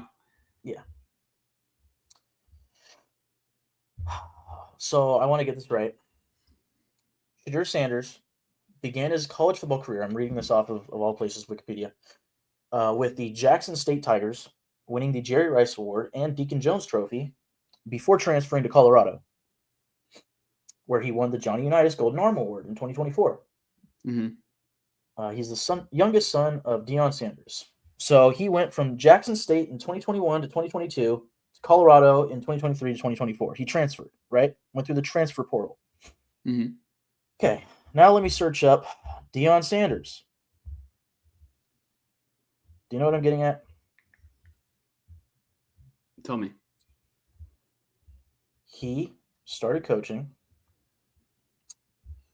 Let's go to coaching career. Gotta scroll down a little bit. Damn. Okay, he started coaching in high school. It looks like stayed as the head coach in 2012, 2013. School was shut down in 2015 amid a spate of problems, whatever that means. 2017 became the offensive coordinator for Trinity Christian High School, giving him the opportunity to coach his sons Shiloh and Shedeur Sanders, along with his eldest son Deion Jr. In 2020, Deion Sanders became the 21st head coach of the Jackson State Tigers. Jackson State University. How do you say it? His first season in 2021. And then in 2022, Sanders notably flipped the recruitment of defensive back Travis Hunter, who was the number 1 overall recruit in the 2022 class. Hunter initially committed to Sanders' alma mater, Florida State. The move was heralded by recruiting, blah, blah, blah. Hunter was, Jesus, fuck. Basically, Travis Hunter went to Jackson State. Sanders led Jackson State to a 27-6 record during his 3 seasons at the helm. Great. 2023, Deion Sanders becomes the head coach of Colorado. Sanders made extensive use of the transfer portal in replacing nearly the Buffalo's entire roster, with 46 players leaving in the transfer portal and 50 transferring in. 9 followed him from Jackson State, including sons Shedeur, Shiloh, and of course, Travis Hunter. After going 1-11 in the previous season, Colorado won the first 3 games in 2023. I remember this. It was very popular. It was like, oh my God, he's doing it. And then they lost their next 2. Yada yada. They finished 4-8, 1-8 record in the Pac-12. And then, of course, you have this season where they actually had a winning record and stuff, good stuff. But he has talented players. It's just interesting to me, and this isn't really a knock on Dion. I get it, man. It's your son. But this is my knock on Shedeur. And granted, he won the awards that I noted. Like, he is talented. It's just funny looking that, like, he transfers to Colorado and it's like no questions asked, he's a starting quarterback. Because his dad's a head coach. It always rubbed me the wrong way. That's why I was Cam Ward all the way to start the season, And then as the season progressed, it's like, maybe Shedeur is better. Cool. Like, if that works, cool. If he wants to be a Raider, I'm down for it. If he's really that good, I don't care who it is. I want what's best for the Raiders. That's all that matters. But he's utilizing the transfer portal because he's Deion fucking Sanders. And I do remember on Twitter when he first went to Colorado, a lot of former Colorado players that were trying to stay were very upset with the way that he handled the roster, turnover. Basically telling guys, get the fuck out of here. Mm-hmm. I didn't like that. I didn't like it. But I don't need to go on a tirade about Deion Sanders. I just hope that he's not the head coach. But with my luck, because I have him at the very bottom of the list, he will be a finalist in our coaching candidacy. Watch. And why would he be a finalist? Tom Brady is close with Shedeur one way or another. And if they somehow think that they could pull it off, they might think that getting Deion as the head coach and having Shedeur in whatever way tell teams, I'm not playing for you, they might think that they could pair the two again in the NFL. Yeah, it's a circus. Yeah, Nick says Colorado, or it's a circus at Colorado. That's kind of how I feel on the outside looking in. Like I said, I don't pay enough attention to college football to really tell you. But, like to me, there's just so many college teams. And it's like, I don't know. I'm perfectly happy paying attention to the NFL and like local high school, football. Yeah. I'm going to quickly just say that I have 3 offensive coordinator options in mind, but it kind of doesn't matter because it depends on who the head coach is. Clint Kubiak probably won't stay with the Saints because they're getting a new head coach. He was a top option for the Raiders last year, but the Niners were in the Super Bowl, so they couldn't wait for him. So they did the whole Kingsbury fiasco, and then they went with their 4th option or whatever. But they missed out on getting a chance at Kubiak, and then boom, he's a Saint like that. If he's out there this year, maybe they could try for him. Brian Johnson, Washington's assistant head coach and pass game coordinator, and Davis Webb, Denver's quarterbacks coach. Other than that, I am finally done with this topic. I'm so sorry for taking so long. No, but that's where I'm at right now with the Raiders. Mm-hmm. We're finally going to take the comments in the, that you guys have been so patiently waiting. Danny's Cowboys Nation in the house says, "Hey guys, pray for me in Santa Monica, California, Pacific Palisades. They're about to evacuate us in this crucial time. I'm sending prayers to you and to everybody who's in Santa Monica. Don't let us distract you from any evacuation. We appreciate you for tuning into the stream and, taking time out of your day to comment." Danny says, "I've never been through a wildfire before, guys. First time ever. This is something crazy I have never been through. Is this something that you guys have you guys been through it?" Never an evacuation. We've had wildfires, somewhat nearby. Like we had the big one in Napa, Mm-hmm. And I don't know if you remember like the sky being orange and stuff, but yeah. Never to the point. I remember. Yeah, but never to the point where we were getting evacuated because it was close to us. That's always a scary situation. I remember Paradise, and it seems like every year Greater Los Angeles has a fucking fire. It's like, dude.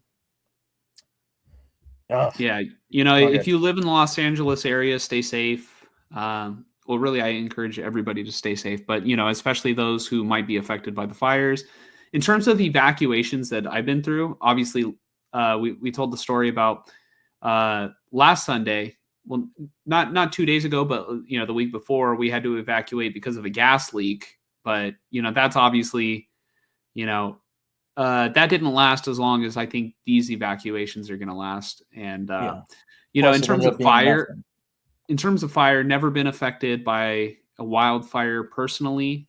But back 11 years ago, almost 11 years ago now, my dad's house did burn down of some sort of electrical fire. So there was that, and that was obviously a difficult time. So I really hope that everybody's able to make it out safe, and I hope everybody has a place to go, and stay if they do, lose their house, lose their belongings. It's it's an awful situation to be in. So I'm definitely sending my prayers, and I thank you for still taking time out to tune into the show. 49er Media says, question for you when you get to talking about the 49ers. Do you think we fire Brandon Staley? We're not necessarily on the 49ers topic yet, but I will say they should fire Brandon Staley because, it's hard to really tell what exactly in the defense he is responsible for. But if they're firing Nick Sorensen and this is supposed to be like a two-headed duo, I don't know. Like, all right, he was technically the assistant head coach, and maybe a defensive consultant. I know for a fact he was assistant head coach, and he led meetings, or at least I've heard that he was leading meetings every single week about ball security and takeaways, so if if his if his I guess sole responsibility was to preach about taking the ball away and protecting the football, and the 49ers lost the turnover battle most of the times this season, and we're not turning the ball over on defense, what exactly has he done to earn staying? He didn't do good with the Chargers. He wasn't very liked by the players. He wasn't liked by the fans. And I've already talked about 49er fans just talking about, please, God, do not promote Brandon Staley to defensive coordinator. Right now, in our inner circle of friends, we have a Charger fan who's a friend in our group chat, and he's like, please, 49ers, hire Brandon Staley as defensive coordinator. And because he's firsthand had to witness what Brandon Staley can do to a football team. And I don't know. To me, I'm not interested. So, I mean, I if we're don't being know honest, exactly what he offers. yeah. Well, this is probably for the next topic, but man, Robert Saleh would be a get, wouldn't it? Yeah. Imagine him with a 49er defense. Yeah, I could only imagine. Yep. They might just mess around and go to a Super Bowl or something. Nick says everybody should fire Brandon Staley. Yeah. See, Nick is a Charger fan in here, Yeah. So he firsthand does not think that Brandon Staley is worth it. Jonathan Martinez, welcome to the show, says 1,000,000% was the correct move moving on from Antonio Pierce. I agree. Man is not cut out to be a head coach. I would say he's not cut out yet. I know he's not going to get any head coaching experience not being a head coach, but it's like he does possess qualities that you like. He doesn't have the connections, clearly didn't have the quarterbacks, or really didn't make the right decision at quarterback this year. But, Antonio Pierce, I think, probably, good guy who, I mean, it's okay. Not everybody is going to be a head coach in the NFL. He had an opportunity, and, the team regressed under his full off season. So Jonathan says I could see him being a good college head coach, like a Deion Sanders. he was a college coach, right? Wasn't he the coach at Arizona State? I don't remember if he was head coach or defensive coordinator, but regardless, he was properly building his resume in college. That's part of the reason why I say, he makes sense for college, but we'll see. Rooting for him. Yeah. Jonathan says AP staying an extra year don't matter if the Raiders did get Sanders, 4 to 6 win season regardless. Yeah, as long as their quarterback situation is tumultuous, the record will probably also be tumultuous. Mm-hmm. It's going to take time to build that winning consistency. Mm-hmm. Nick says, "Yep, the Rooney Rule is a joke." Yeah, it's every single year. It's every single year. Jonathan says Raiders should trade with the Vikings and take JJ McCarthy, pick number 6, second round and third round pick. You know, it might take some singing crazy deal like that for the Vikings to part with him. But they did the 9th pick last year for him, and he didn't play in the regular season at all, and Darnold did good. Like, in my opinion, I think I've said this before, but I don't see the Vikings moving on from either quarterback. I think they keep both, and they kind of treat it like the Packers of like, if the veteran ain't broke, don't fix it. Meanwhile, the young guy that we drafted to be the future of this franchise will continue to develop and learn, and that's probably the wisest way for them to go about it. Especially if, like, say Darnold gets hurt week 2, it's like, oh, have fun with your first round pick next May. You guys are clearly, you were almost the 1 seed this year. So, if they blunder that next year, it's like, wow, what a lost season for them. So they should continue developing their quarterbacks. And I would say for the Raiders, I would only make the trade if it's only the first round pick. Maybe you throw in like a 4th round pick. I'm not giving up a 2nd or a 3rd. No way. Not with the way this roster is currently built. Do you remember me, Mike, earlier this year saying that the Raiders should make an offer for Bryce Young? Bryce Young is finally looking good. And I want to say I agreed. Like, it wouldn't have hurt, especially if like they were so out that it was like it only took like a 2nd round pick. Oh man. Yeah. Granted, part of the quarterback fiasco for the Raiders is the coaching staff. Scott Turner did better, but like, if I think any quarterback, I gave the example of Bo Nix earlier coming to this team with fucking the offense coordinator that they hired, who I forget his name because I don't like him. The quarterback wouldn't have succeeded, period. They couldn't run the ball. He wouldn't have been developed properly. It would have been just a lost year regardless. I don't care how good the quarterback is. You have to have the right coaching in there. Yep. Jonathan says, unfortunately, the Giants are taking Sanders. They're going to ruin his rookie season. Yeah, I don't even know if the Giants are really a big fan of Shedeur Sanders, because I've been seeing rumors saying that like a lot of league executives sort of feel that Shedeur Sanders isn't even really a first round pick. So like we talked about Colorado getting all this attention because of Deion Sanders being the head coach.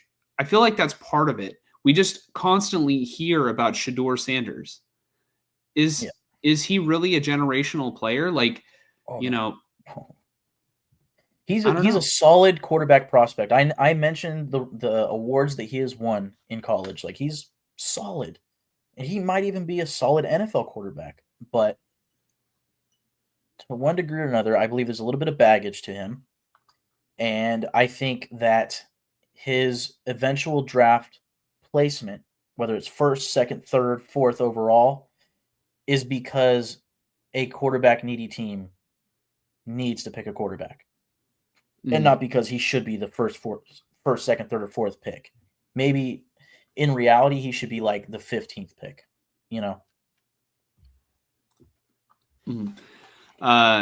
Ham keeps saying PG, PG, PG, for Patrick Graham, I'm assuming, not Paul George. Yeah, I left Patrick Graham off the list. What I'd like for PG is to get hired by the Jacksonville Jaguars as their head coach, and I believe we would get 2 third-round comp picks. That'd be awesome, because he is interviewing with the Jags. He's also interviewing with the Bengals for the defensive coordinator position. And again, if you watch this podcast last offseason around this time, I was very loyal to Patrick Graham. So I have nothing but good vibes towards him, and I wish him the best. That being said, because we fired Antonio Pierce, I don't expect Patrick Graham to be back. Maybe they interview him for the head coaching vacancy for the Rooney Rule. No offense. It's just that's what it is.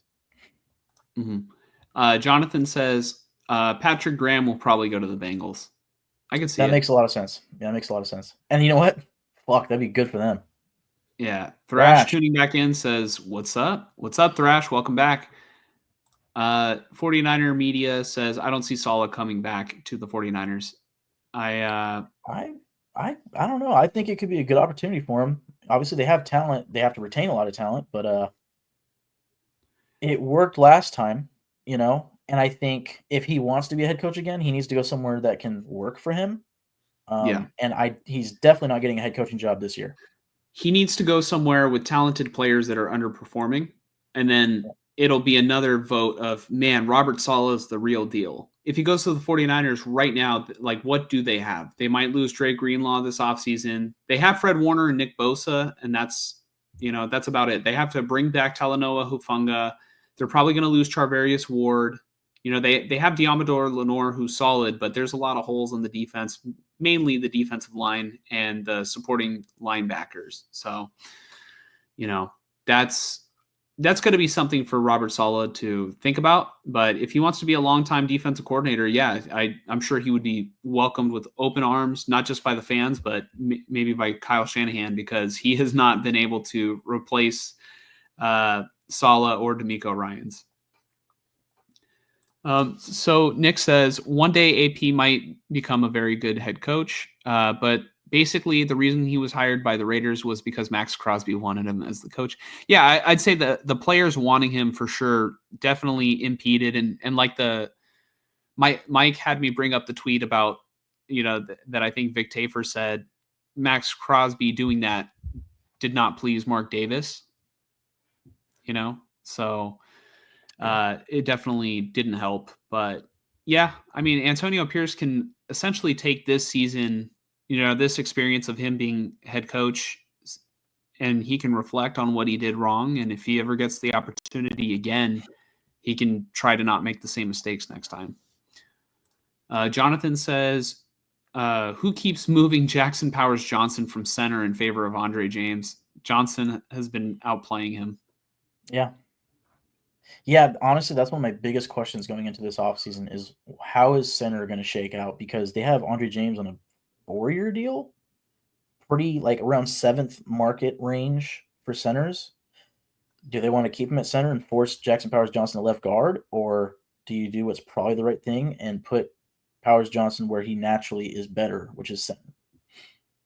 Mm-hmm. Ham says, well, I think he meant to say oorah because he corrected it. But, having Oprah as the head coach of the Raiders would definitely be interesting, because she would be like, and you get season tickets, and you get season tickets, to like the fans. And yeah. More specifically, you get a touchdown, you get a quarterback, everybody gets a quarterback. Woo! Joe says the fan. Yeah, I just scared everybody away. The fans in Cincy do not want Graham and are mad that they are considering him. Well, I was going to say a couple minutes ago, maybe they should consider Saleh. Yeah. Dude, do you remember what I said? If the Bengals are smart, they will consider to move on from Zach Taylor, hire Ben Johnson as their head coach, and Robert Saleh as their defensive coordinator. Could you imagine? Nasty duo. That'd be nasty. Yep. Dude, Ben Johnson with Joe Burrow would be fucking filth. Oh. Yep.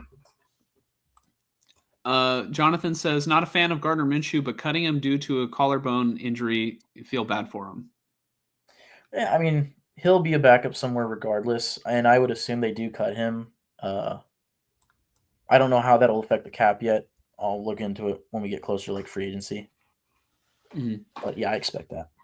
49er Media says, I don't want Saleh if we're only going to have him for 1 year if he does want to come back. I mean, here's the thing. If it's just like a 1 year, trying it out again, I'm still in favor of it because right now the 49ers are going to have a horrible schedule, like a horrible in a good way. Like they have a very favorable schedule, this upcoming year, and the Super Bowl is going to be here. Why not try and go all out? Yeah. All your veterans are aging. Just have get the best defensive coordinator, head coach, which I think, Robert Saleh would be. Are you flexing the trophy right now? Trying What to. is that? What is that little guy right there? All right, that's all the time that we have today. No, I'm just kidding. Joe says Saleh is fine with Cincy or Zimmer.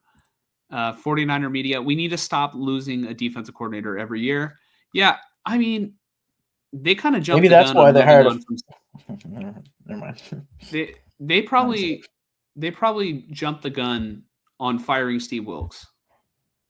Yeah, yeah. That So kind of reminds me, in hindsight, I guess, of the Raiders letting go after 2016. They let go of the offensive coordinator, and then 2017, the offense was just garbage. yeah. I'm forgetting his name, but Raider fans would know. Mm-hmm. Try bringing back Casey Hayward. Raiders. I don't even know what team he played for this year, so kind of sounds like the type of player that's kind of done. I really liked him when he did play with us, but I feel like that was a good 3 years ago, back when we had Gus Bradley, who was actually just fired by the Colts. Um, so I would doubt that. This sixth overall pick is very interesting because there are many options the Raiders can go with if it's not a quarterback. One of them being Will Johnson, the corner from Michigan. Right now, my hope for the sixth overall pick is that they go with just best player available. Position doesn't matter. Preferably the best player at his position in the draft. So whether it's Will Johnson, if they want to get really sexy spooky and go Ashton Gianti, I don't really think that's wise. But man, that would change the run game, right? And you also have edge defenders, offensive linemen. You can go any direction at that pick. McMillan, the wide receiver, we'll see. But to your point, they have a lot of money in free agency. I would sign a better, younger corner. Mm-hmm. Or if they have the money to spend, Charvarius Ward is, a good cornerback who's going to be available. Yeah, so, that would be great. Joe says, keep up the good work, guys. Are you going to do draft coverage? We will definitely be talking about the draft. We've done it. So we've talked about both teams, for the past 2 seasons. We plan on continuing this until we die.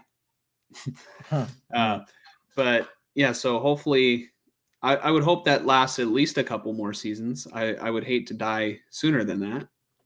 That would really ruin my day. But yeah, no, I mean, please consider subscribing to the channel. You can check out, we pretty much during the season go live every single week. And during the off season, we might wait a couple weeks for there to be actual stuff to talk about. But when we do talk about stuff, I mean, always feel free to comment. Even if you have an opposing opinion, we respect everybody's point of view. And, Mike and I are willing to acknowledge that we're not always right. I mean, maybe I am, but Mike definitely is not always right. And I'm willing to acknowledge that every single time.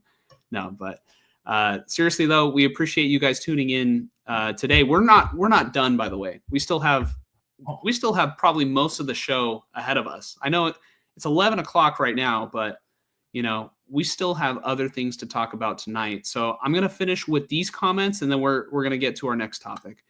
So Nick says, I have a feeling that if the Steelers get destroyed by the Ravens, Steelers fire their head coach. Well, I think the Steelers are going to lose to the Ravens. And I mean, it's just Mike Tomlin has not had a losing season yet. Yeah, that would be wild. Continue. I feel like if Mike Tomlin gets fired, he's going to be the top coaching candidate. Whenever he gets fired, it's just Mike Tomlin. Ever since they won that Super Bowl, they haven't had Ben Roethlisberger got old, and they just haven't had the quarterback to really step in and lead that team. And I know I've had Mike Tomlin always gets compared to, or Kyle Shanahan always gets compared to Mike Tomlin because Mike Tomlin essentially is he won one Super Bowl and that just gives him full access for like the rest of his life to be the head coach. I think it's more of just he won the Super Bowl and they haven't had a losing season. Like if maybe the Steelers front office is just waiting, for the day. Like, yeah, Tomlin might have that losing season, but no, I mean he's a great head coach in my opinion, or at least very good, and he has proven that he can win a Super Bowl. Not many coaches in NFL history have proven that they can. Yeah. I think like right now the big question with Kyle Shanahan in the 49ers perspective is, can he win a Super Bowl? Yeah. With Mike Tomlin, with him staying consistently above 500, especially post Ben Roethlisberger and very much post Ben Roethlisberger's prime, like this season's pretty damn impressive in my opinion. Even though they had the skid at the end of the season, maybe that's why there's like worries about that, because they went on a pretty bad losing streak and it's probably going to continue one more week. Losing out on the 3 seed, winning the division, they end up wild card. But no, you can't fire him. And the one thing that this made me kind of theorize for half a second was like, wow, what if the Raiders had like intel on that and that's one of their guys? But it's not happening. That would be crazy, but also it's a Steelers tradition to not cycle through head coaches. They've only had how many head coaches in their history? Like 3. Yeah, like yeah, 3 or 4. Yeah. Or at least 3 since like the 70s, I think. Yeah. Nuts. So they should just keep it that way, because that's an excellent tradition to have. That's like a good solid foundation. Like, you know what though? Like, imagine if the Raiders had that same tradition and they started it with Antonio Pierce, and they just kept them, for forever, Yeah. Or if the 49ers had started that tradition with Jim Tomsula, and we're just going to keep him for a while. And yeah. It helps that the coaches are, they're good at their job. Dude, Tomlin has been coaching for like 18 years or, he's double-digit years, has not had a single losing season. I don't know. That's so hard. It probably will never I get it. happen You again. want to win the Super Bowl, but I've been watching the 49ers my entire life. And literally since I have been watching, it's either we don't make the playoffs or we go all the way to the NFC Championship game at least. That's literally been my entire life as a Niner fan. I think the way that I feel about Mike Tomlin is exactly how I feel about, or at least what I want from a head coach. Mm-hmm. Developing a winning culture, and Godspeed to the rest of the NFL if he gets the quarterback. Like, the fact that he's winning with Russell Wilson and Justin Fields right now, like, we haven't seen them get the quarterback since Roethlisberger. It's been years. If they do, and they still have TJ Watt and a top 10 defense, they will win the Super Bowl. I guarantee it. As long as he's the coach. That's the type of coach I want. But what's their issue besides not drafting a quarterback? They keep having turnover at offensive coordinator. Yeah. Steeler fans are not happy, says Nick. Yeah. If I were a Steelers fan, I would just be very unhappy if they hadn't won a Super Bowl.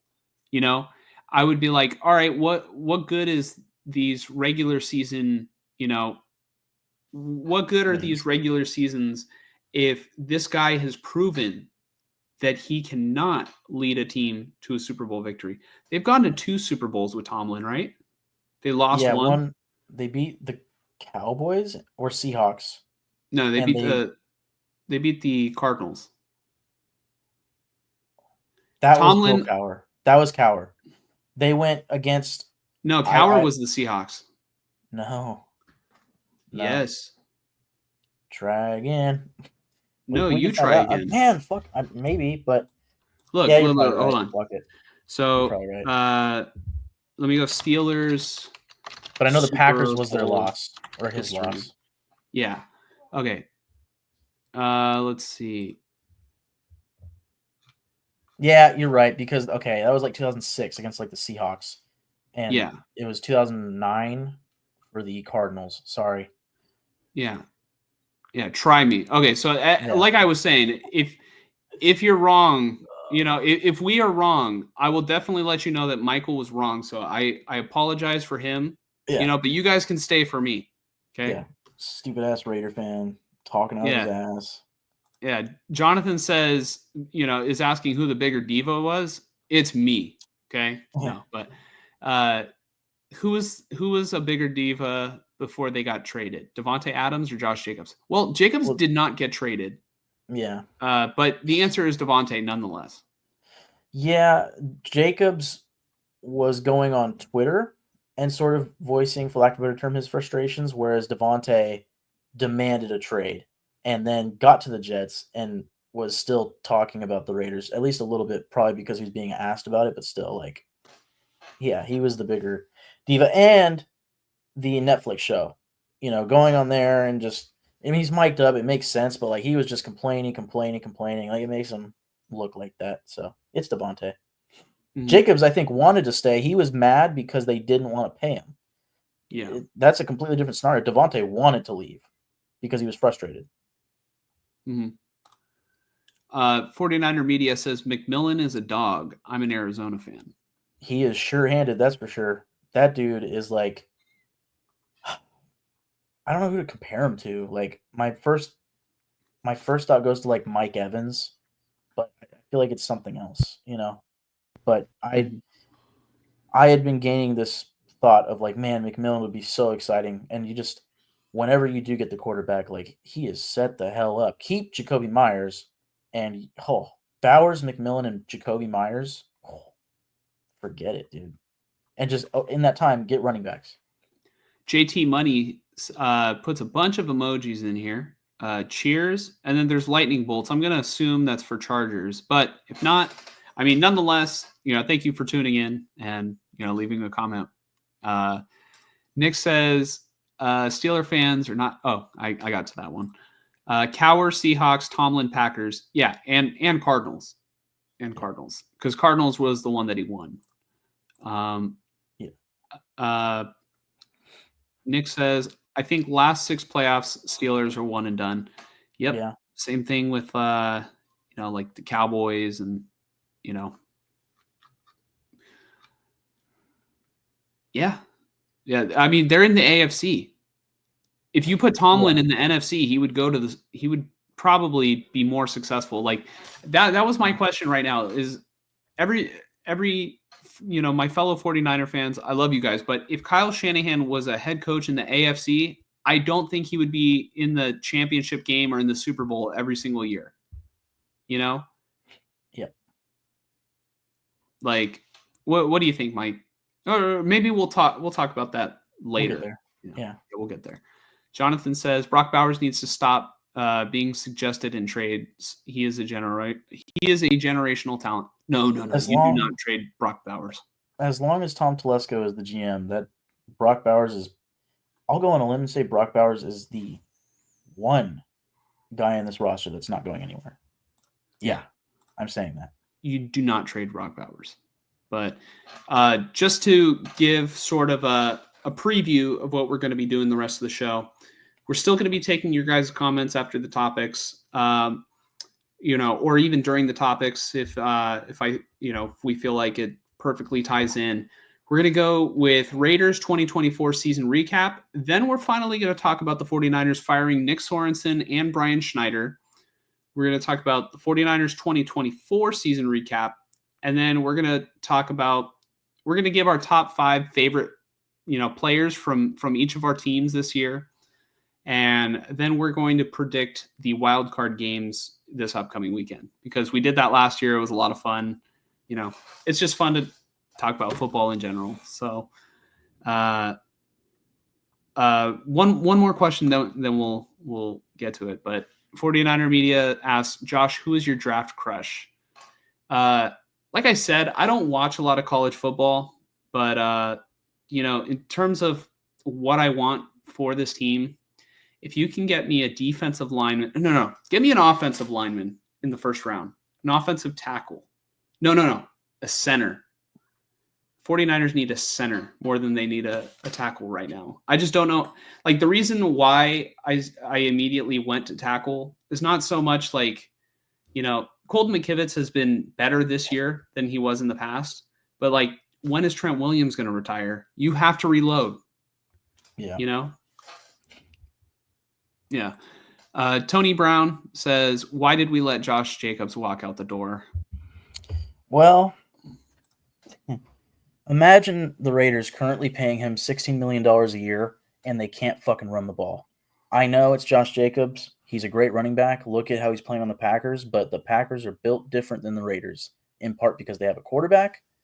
They spread the field. They spread the ball down the field. They can develop play action. And they have a fucking offensive line that's actually like at least semi-consistent, right? The run blocking and the play calling for the Raiders was so bad. You couldn't convince me that Jacobs would have had a relatively good to great season. Like, he would have had low yards percentage. And what we would have been saying, I think a lot of people would have been saying, instead of like, man, this offensive line is garbage, they would have been saying, wow, man, Jacobs got paid and now he's just not even trying. Yep. No, exactly. One thing I will say is running backs are a dime a dozen. You can find running backs, you can sign undrafted running backs who are able to go. Your running back will go as far as your offensive line will take you. And really, the teams that should be paying running backs are the ones that are ready to win now or who have very competitive teams.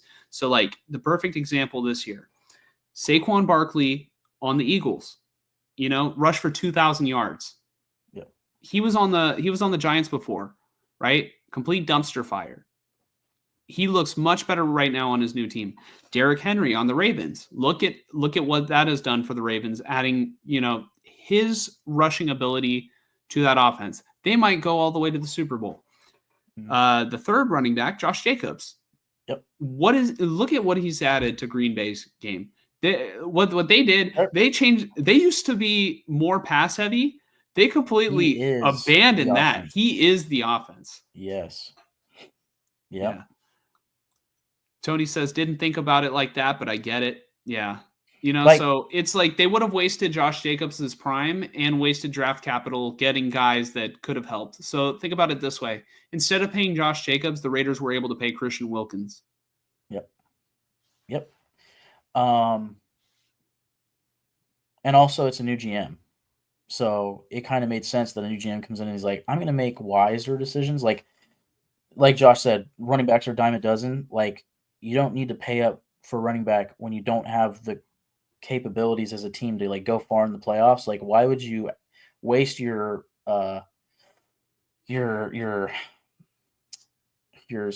money, your cap space, when you can allocate that elsewhere for building the team, and you can get running backs a dime a dozen to come in and perform. They didn't perform very well this year because the offensive line was not performing very well.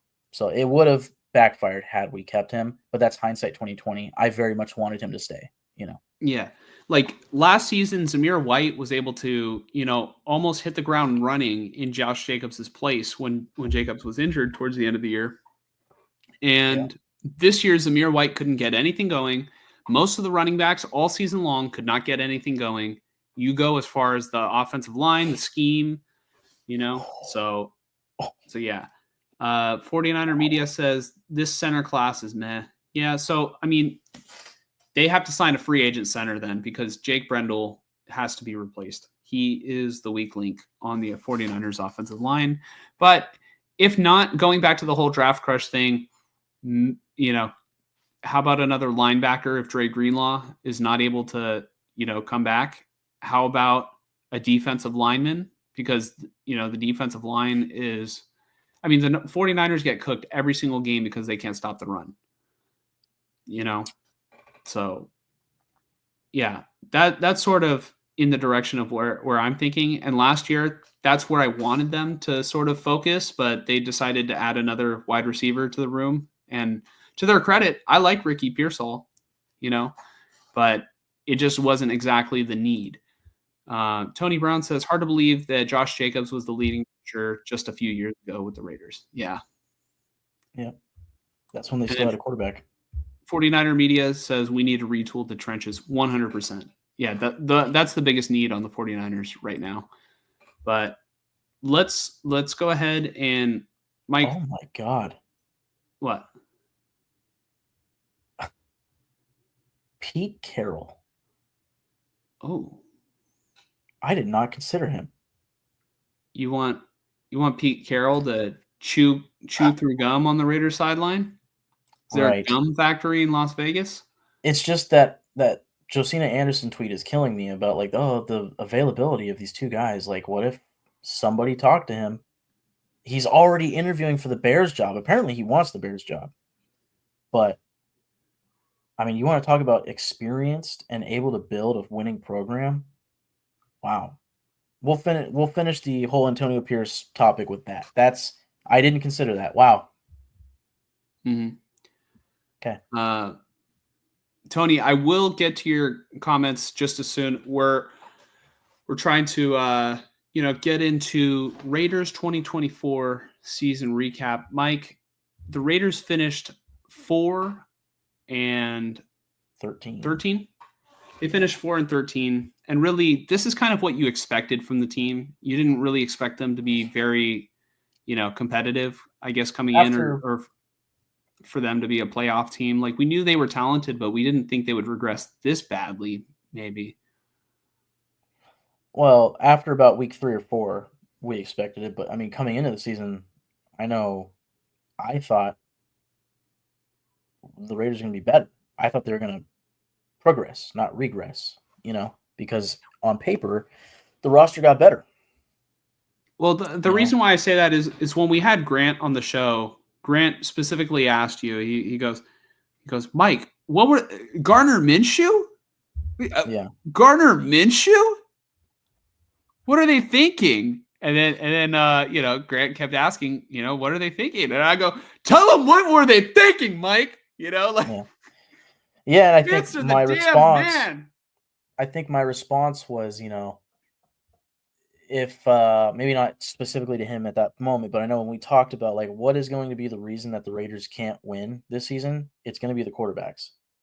If there was one thing that was on my mind of like, yeah, that's why we're not going to succeed, it's the quarterbacks. But if they do succeed, the offensive coordinator is good, the run game is solid, and they're efficient, and the defense is as good as last year, they should win. But the opposite happened. The quarterbacks were not good. The run game was horrible. Hot take. The quarterbacks were not the sole reason why the Raiders were bad. I think No. I think it Yeah. I think there's more it's more to do with the lack of a run game than it is with the quarterback play. Yeah, I agree. And I think it was coaching, dude. I think it was the offensive coordinator and the quarterback coach and the offensive line coach. I think that's what it really came down to, and those were the guys that got fired midseason. I think it was them. I mean, you mentioned Zamir White. It's funny at this point, this late in the season, because he's on IR and he got benched. I kind of forgot about Zamir White. I mean, in theory, he was supposed to be good. He was supposed to be the successor to Jacobs, and he just couldn't run the ball. Okay, postseason recap, right? And Alexander Mattison led the team in rushing yards. How many yards do you think he had? Like, usually you want your leading rush to have around 1,000, right? Yep. In a great season, oh my God, Saquon, like 2,000 all-purpose yards or whatnot, or rushing, whatever it was. How many yards do you think Alexander Mattison had rushing as the leading rusher of this team? I feel like he got 600 yards. 420. Jesus. He had a 3.2 yard average per carry. Amir Abdullah was behind him with 66 carries. Remember that, 66 carries for 311 yards, 4.7 yard average. Actually, really good. Right behind him, Sincere McCormick with 39 carries. The poor guy got hurt. 183 yards, 4.7 yard average. Scott Turner took over, and the run game did get better with the right running backs in place. Zamir White, 66 carries for Amir Abdullah for 311 yards. Zamir White, 65 carries, 183 yards, 2.8 yard average. Yeah. Oh, Uh, man. I hate to shit on Zamir because I really like Zamir White. But like Tony Yeah. Brown says here is I he feels that Zamir White had bad vision, and he just kind of runs where he's told and got a little lucky at the end of the season the previous year. But I mean, Zamir White is somebody that I just kind of want, like, not because I just drafted him in fantasy, but I wanted to root for him because you know I I I think I thought he was decent, and Yeah. it's just unfortunate that I mean, most of his rushes, though, Mike, came when the offense was already like very could not run the ball.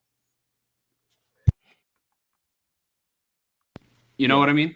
Like most of his rushing was at the beginning of the year when they were, you know, at the expense of Luke Getzey.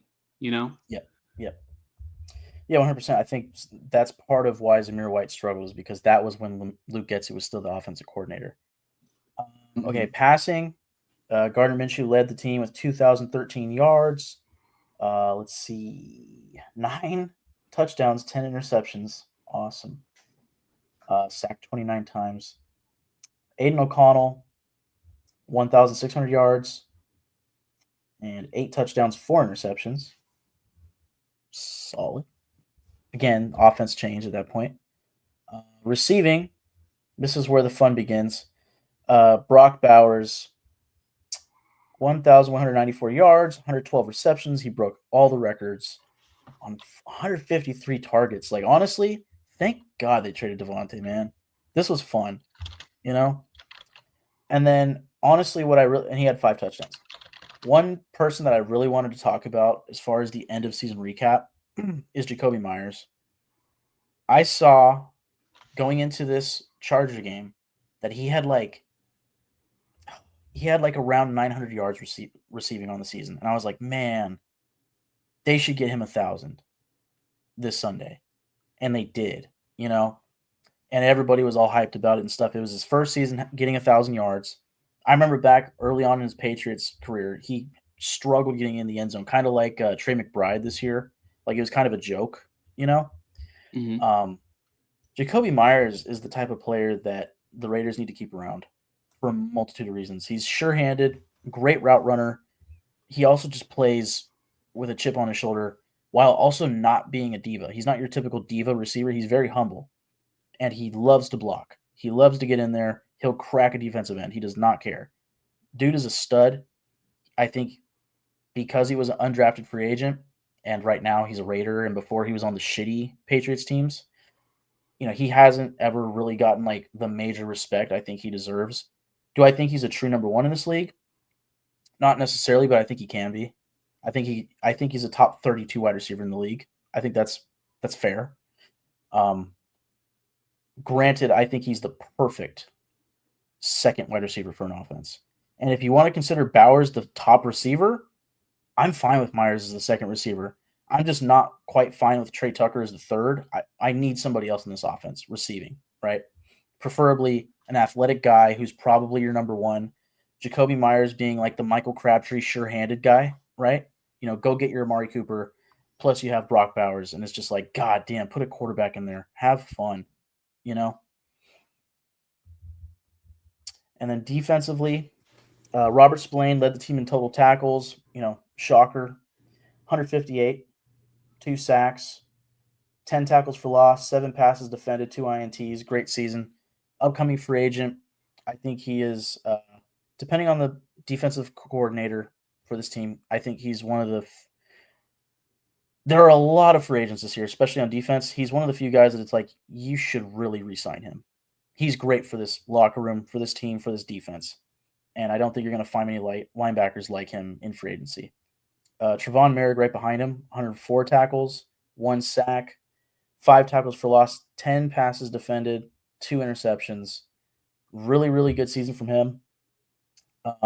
Another guy that I feel you should really re-sign him. I would even argue he's a must-keep. Trevon Merrick at free safety. Right behind him, Isaiah Polamau. I'm going to stop there as far as the tackles. But Isaiah Pulamalu was not the starter to start the season. He had 89 tackles. If he was the starter the entire season, he's probably the second leading tackler, and he probably has way more impressive stats. One sack, 2 tackles for loss, 5 passes defended. I think Isaiah Pulamalu is a stud, and I think he's proven that he deserves to be the starting safety opposite Trevon Merrick on this defense. It's just a matter of, obviously, does Tom Telesco believe that, but also who the coach is that they bring in for defense. Do they agree with that? Do they feel that they fit? The positive with Pulamalu is he's a restricted free agent, so he's pretty easy to bring back. So Trevon Merrick is the guy, and Spillane, where I'm like, man, I'd really like to see them back. Adam Butler, another solid year. Nate Hobbs, another injury-plagued year. I'd love to keep him, but man, the consistent 6 weeks of missing football from him. I'd love to keep him, but man,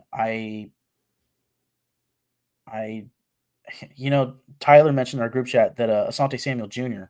is going to be a free agent. Tom Telesco drafted him. He's coming off of an injured reserve stint, I believe. But if you want to replace Nate Hobbs, maybe Asante Samuel Jr. is your type of guy. A guy that might hopefully stay on the field more. Obviously, Max Crosby with the injury-plagued season, only 7.5 sacks. But for many weeks, including the weeks that he was out on IR, he was leading the league in tackles for loss. Just usual Max Crosby shit, right? Tyree Wilson at times seemingly progressed, but I wouldn't say that he had a super successful season. 4.5 sacks, 6 tackles for loss. And then at some point this season, we got Kayvon Chase on. Where is he? There he is.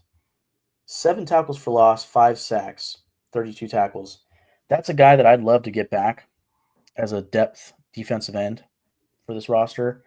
And a guy who didn't play at all this season, Malcolm Kuntz. I think he's a must re-sign. In part because of his injury, you might be able to actually get him at a discount on a prove-it deal, something. Get him back. Keep him opposite Crosby. You got Christian Wilkins on the interior. This defense can be a lot better next year if it's just healthy. You lost Marcus Epps. You lost Nate Hobbs at points this year. Later in the season, you lost a guy who I'm really, really beginning to feel is an up-and-coming corner in this league, and Jacorian Bennett. Just a lot of losses on this defense. So injury-wise, and that's definitely one of the big stories from this season, other than just losing as much as they did. Those are the major things I'd say from a season recap, Mm-hmm. Yeah. Was there anything else that you did want to mention before? Actually, there is something I did want to bring up, and while we're recapping, the season, right? I wanted to sort of go over all of our predictions and go over what our expectations were for the team, kind of heading in. So the expectations that we had, and this was back in August. So I said that the floor for the Raiders was 5-12. They were just short of that floor. They were 4-13. My prediction was 8-9. So I guess they were 8-9 the season prior, and then they regressed. So Mike, you had a slightly higher floor, and you had a slightly higher. Well, you were really kind of in between. You were 8.5 wins. Yeah. I felt the quarterbacks are going to bring them down, but everything else is going to be better. So I just figured 500. Mm-hmm. But as time went on, so we saw in May, we had higher expectations for the team. And as time went on, our expectations just got a little bit lower. So yeah, probably because the quarterback. That's really kind of how it went for the Raiders this year. So week 1, at the Chargers, I had a good feeling that the Chargers were going to win, because I really felt good about Jim Harbaugh. Mike picked, the Raiders. At the Ravens, everybody except for my girlfriend's dad thought that the Ravens were going to win. And so Mike and Pia's dad, they bet a bottle of margarita mix on it. And that margarita mix was hella good, Mike. It sure was. It was hella good. So Panthers, how did the Raiders lose to the Panthers, Mike? Like, the Panthers were so bad at the time. That was the week they brought in Andy Dalton. He just torched the defense. Yeah. Man. All right. Versus the Browns, we thought the Browns were going to win, and the Raiders. I mean, it was so hard to predict the Raiders early on, and you can kind of see it on both ends. Like, we just didn't know what to make of this team. And then I thought, you know what? If they could beat the Browns, they could beat the Broncos. But the Broncos were better than anybody thought at that point. But, Mike was pretty sure that the Broncos defense was going to be able to, stop the Raiders. And then, all right, Steelers were going to win. They were doing really good at the time. The Raiders played at the Rams, and, I don't know why I didn't have high faith in the Rams at that point, and I thought maybe the Raiders were going to surprise us with a win and, start winning. And then, so we kind of I think Mike hit a point where he was just going to pick every single team against the Raiders, The Jaguars. Yeah. At some point, I don't know if it was the Bengals, Chiefs, Rams, Steelers, or Broncos games, but one of those games, we had a pod, and I said they probably won't win another game until they face the Jaguars. I literally said that, and that's exactly what happened. So really, the expectations really plummeted after, like Mike said earlier, 4 weeks. It was like 4 weeks. It was, you know what? The Raiders might not win another game this year. Yeah. I think the Broncos and Steelers, probably going into the bye, was yeah, we're done. But even before that, like losing to the fucking Panthers, it was just like, oh boy. So, Yep. Raiders lost to the Chiefs. That was the one where the Raiders could have won, right? Or was that the one in Kansas City? At Chiefs, yeah, at Chiefs. Okay. Yeah, they got kind of crushed a little bit in this one, I think. So at the Bengals, I mean, the Raiders also didn't catch a break with their schedule. Like this was a pretty rough stretch, in retrospect. Then at the Dolphins, which is a winnable game, but the Dolphins were the better team. Broncos, another tough matchup for the Raiders. Chiefs, another tough matchup. Buccaneers, another tough matchup. Even the Falcons. All right, the Falcons were struggling at the time with Kirk Cousins, but it was a winnable game. But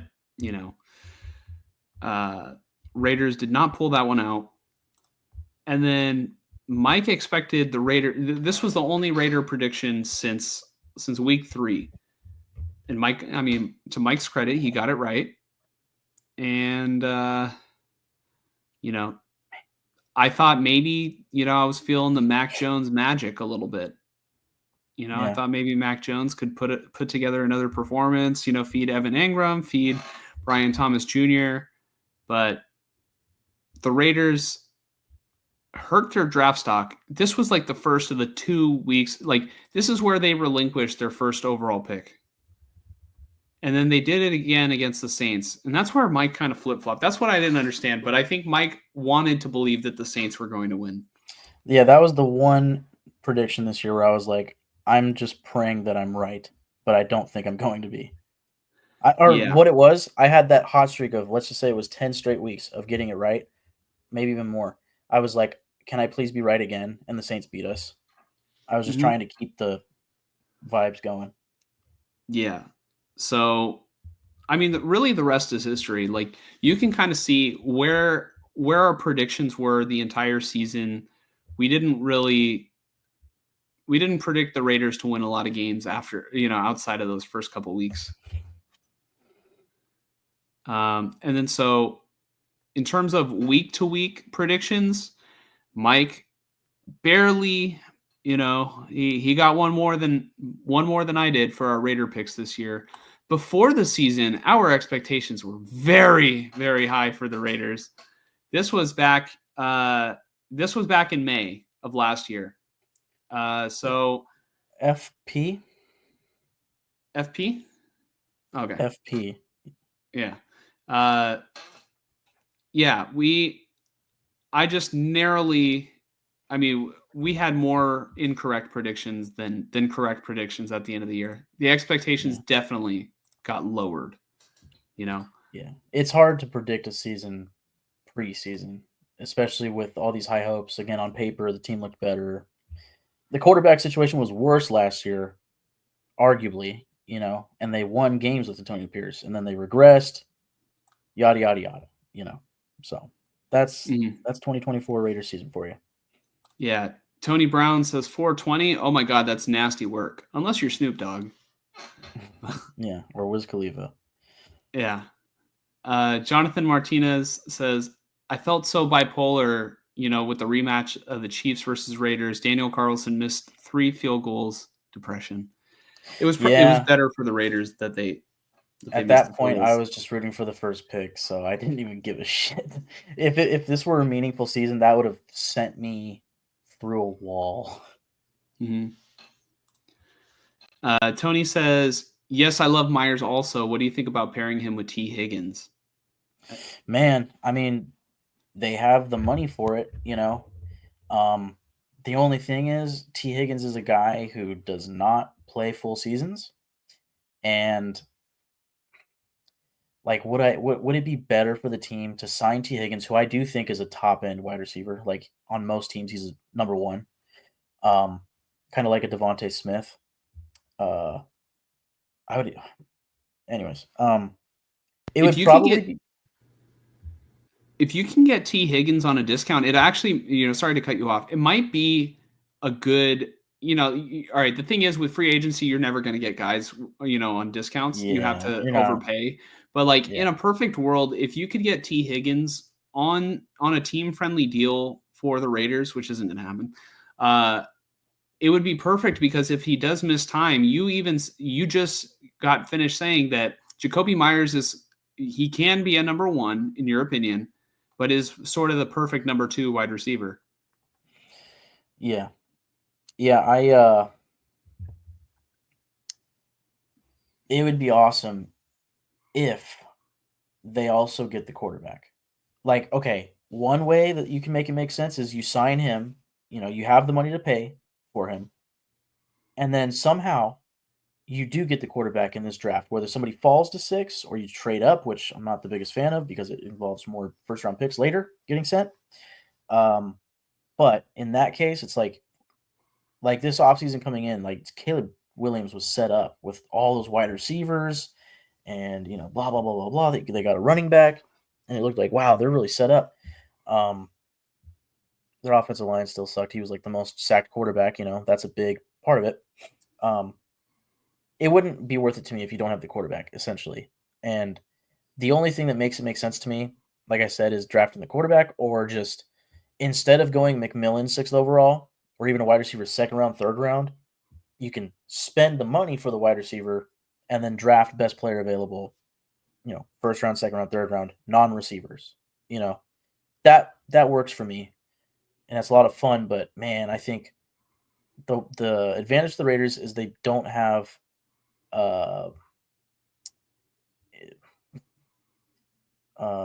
state income tax. Mm-hmm. So theoretically, you don't have to overpay because they'll be paying more to him already because he's not getting taxed to high hell. But still, he's going to want to probably reset the market. So it's going to be a hefty price tag, whoever signs him. Mm-hmm. Greg Lira says, Tom Telesco set AP up to fail. Now, I do appreciate this perspective. I want to ask you, why do you feel that way? I'm not saying that you're wrong. I'm not saying that you're exactly right either. I wouldn't say that he's wrong. I want to know why you feel that way. I wouldn't say that he's wrong. I would just say, I said it kind of earlier of like it was situational for AP, both in that he had a shitty situation at quarterback, but also for the season, for this offseason, the situation was shitty for the Raiders to get a quarterback. Because of the draft spot at 13, they couldn't get a top-end guy. And then in free agency, it's like nobody really special was out there. Maybe Baker was a free agent, which I could be wrong on that, but I don't actually – no, well, I don't remember. But he would have, in theory, he'd be the best one if he was a free agent, right? But who else was out there? Russell Wilson, you could have got him for $1 million. That's the best argument to me of like, wow, they really missed that. Like you could have got him for a fucking steal of a deal, $1.6 million. The Broncos are paying his contract and he's playing quarterback, and maybe Devontae's happy, yada yada yada, right? Yeah, you can argue that. But again,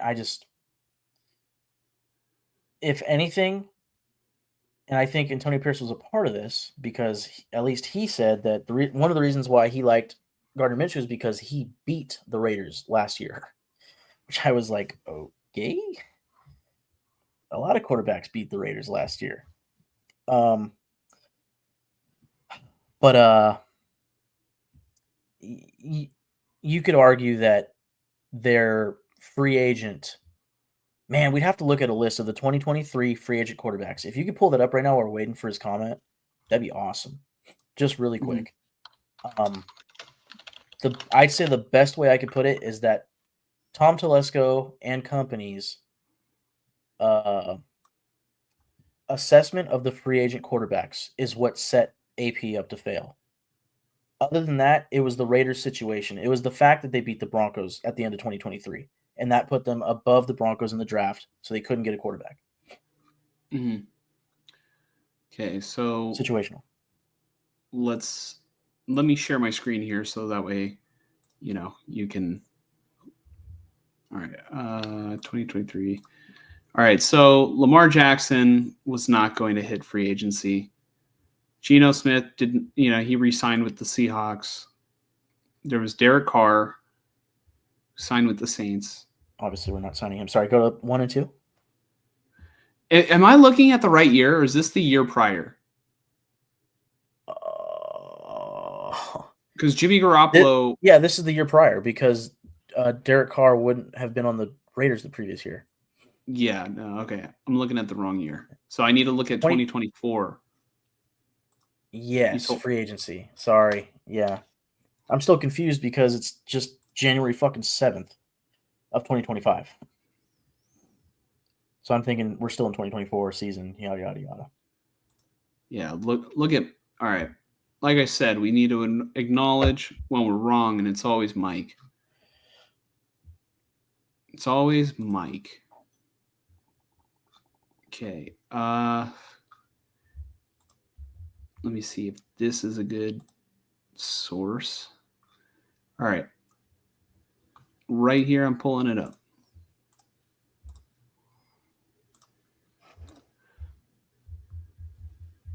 Okay. Oh, disable my ad blocker. Okay. No, thank you. All right, Kirk Cousins. There was no way the Raiders were going to sign him to that deal, and the Raiders did the good thing of not signing him to that deal. Wouldn't you say?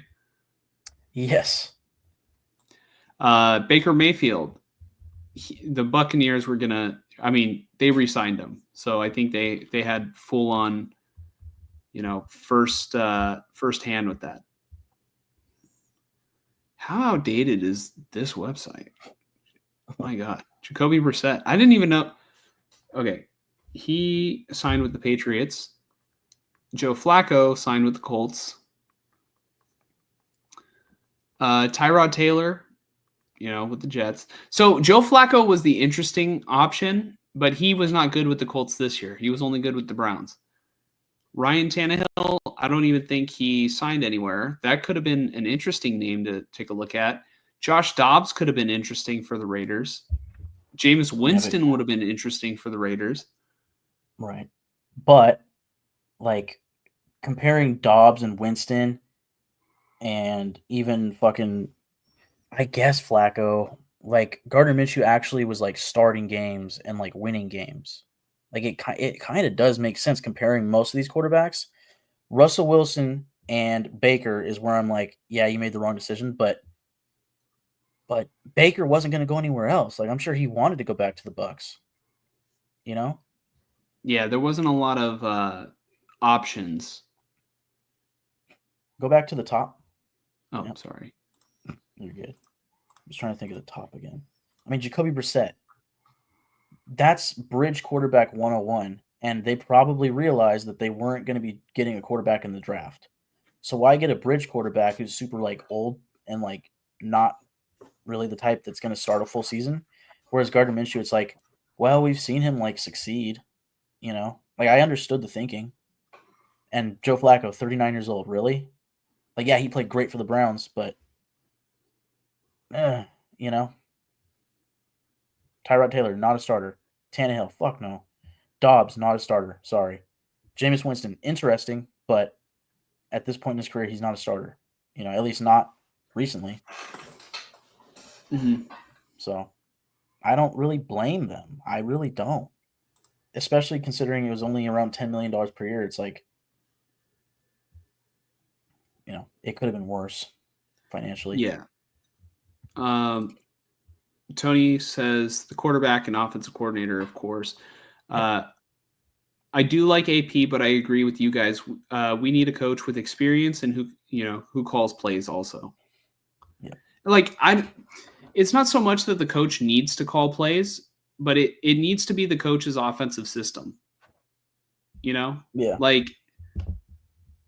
I feel like if they can get a coordinator who calls the plays that the coach designs, that would be ideal. Greg says AP was told he wanted Aiden O'Connell as the starter, but he had a lot of front office naysayers. I don't know if that's exactly, accurate, but if you can send an article, to our Twitter account, it's at silver_gold_pod. I'll definitely take a look at it. I'd be interested to see it.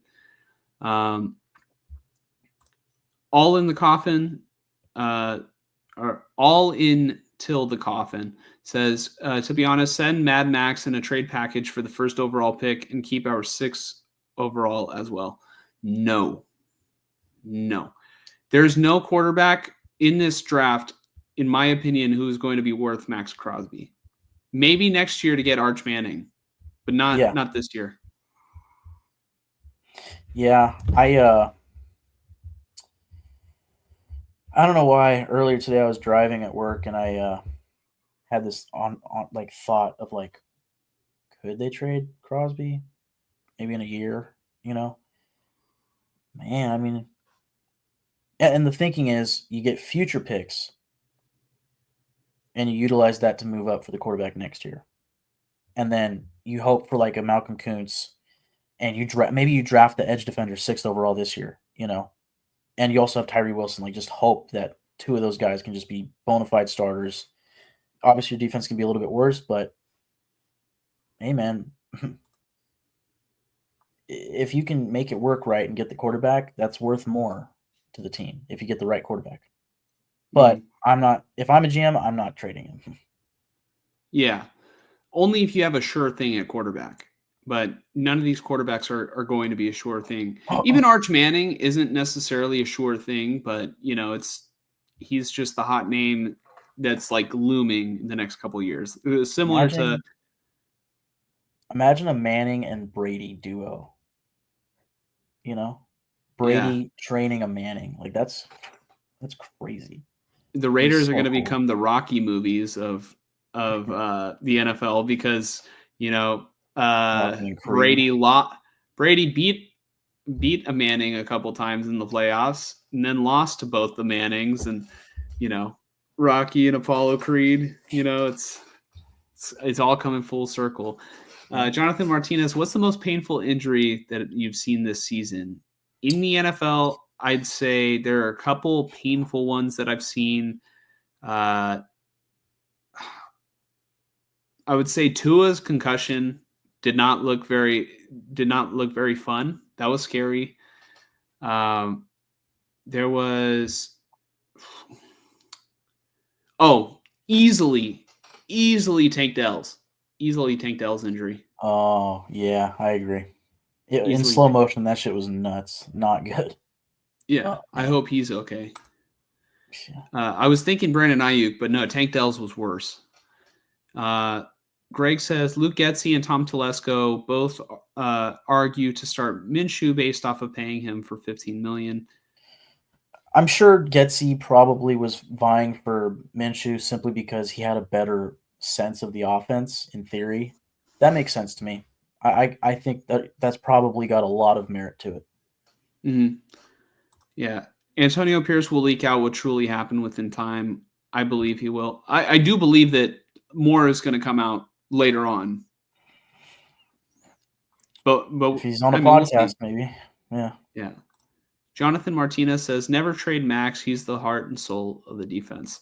He is the heart and soul of the Raiders defense. And I'd say only trade him if you are for sure going to get a franchise quarterback. Yeah. All right.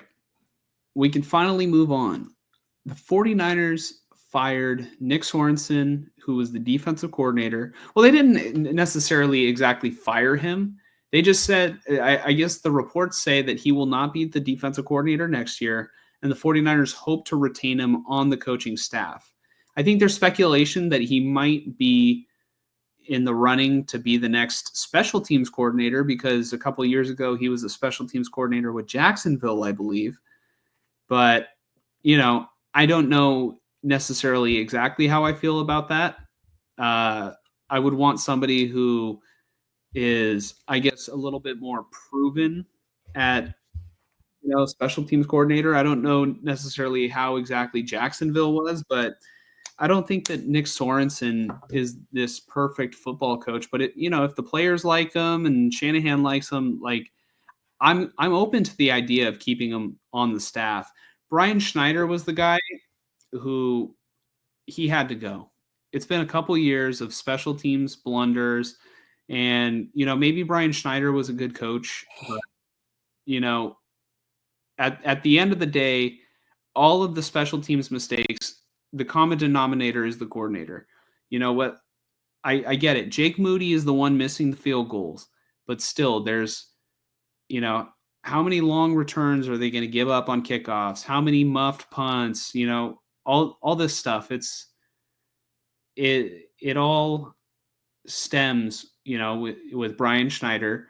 They gave up a long fake punt, against the Cardinals, just like the icing on the cake, of this special teams is not serious, right? Yeah. Hold on. I know my stepdad, who is a Niner fan, was saying like the Niners have the worst special teams of football this year. So it's not shocking at all that the coordinator was fired. Mm-hmm. Give me 1 second. Let me reconnect my AirPods because they died. So give me a second. My camera might freeze. Yeah. Yeah, I mean, at least for now, I'll just go on a little bit. I think, special teams coordinators are kind of like running backs, just a dime a dozen. You would like to think that you get a really good one. Like there's some top end ones for sure, special teams coordinators. But most interestingly for this Niners team going into this offseason is the defensive coordinator vacancy, among other things like impending free agents, and what they're going to do personnel wise, as well as with Brock Purdy and his contract. But, first and foremost, right now is the time where coaches get fired and then coaches get hired. So, like you mentioned earlier, maybe moving on from Steve Wilks was a mistake. And, clearly the defense was different, this season in the negative way, coming off of a Super Bowl loss, but going into that Super Bowl, it's like the defense was doing good enough to get there, right? It's just you played the Chiefs and, things happen against the Chiefs. If you can get the right guy in, that would make a huge difference for this franchise moving forward, like, say, a Robert Saleh. Mm-hmm. Yeah, so I mean, really, it's kind of hard to judge Nick Sorensen's, I guess what exactly he was able to accomplish given the personnel that he had, because it's not necessarily apples to apples with what he had last year, or I mean, with what Steve Wilkes had last year. This team, was worse on the defensive line. They didn't have Dre Greenlaw for most of the year. They, they didn't have Charvarius Ward in and out, for unfortunate, circumstances in life. But I mean, what we did see was the defense wasn't necessarily that creative with their blitzes. They blitzed, I think, like the least most in the league. They were the least effective, or one of the most least effective with the blitz. Mike, do you want to take a guess at how many non-defensive linemen got a sack this year for the Niners? I'm going to say 1. 2. 2, yeah. So I think Fred Warner and Fred Warner was one of them, I believe. Yes, yeah. Fred Warner was one. And the other was who was the other one? Let me find it. It might have even been one. I can't find the other guy. Let's see. Sacks. Oh yeah, it was just one. It was Fred Warner. I thought it was 2. I got it right. Yeah. So even when Mike is right, he's wrong. Right. Yeah. No, but here, let me refresh the page because now I messed up the filters. Okay. The defense was very lackluster, and I don't know what exactly the responsibility was between, I guess, the two-headed monster of Nick Sorensen and Brandon Staley. But if they replace Sorensen with Brandon Staley, I don't think it's going to get much better. And if they replace Brian Schneider with Nick Sorensen, I don't know if that's going to get much better. But if they want to keep him on the coaching staff, I'm kind of cool with it, because it doesn't seem like, at least it seems like they respect Sorensen. It just doesn't, I've been listening to Larry Krueger kind of talk about it, about how every single time they ask him about like what happened on a particular play, it's like they get the same answer. It was a communication breakdown. And, I just don't know if Nick Sorensen necessarily has the answer, or had if he would have kept the job, because obviously he's fired. I don't know if he had the answers if he would have remained the defensive coordinator, because like, all right, I love East Bay Chris on Twitter, and I have to show you these clips that have kind of resurfaced, with Nick Sorensen being fired. Hold on, I'm gonna share my screen. These are hilarious, and I think they're from Larry Krueger on Twitter. So, follow Larry's channel. He's great. But East Bay Chris says, in retrospective, maybe we should have known in May that this guy wasn't it. So this is from Larry Krueger. Nick, why did the run D kind of take a step back last year? It seemed like in the Detroit game, you guys got pushed around a lot up front, and they climbed to the second level and were picking off your linebackers. What happened to the run D from 2 years ago to last year? And what's your thoughts on it going into this year?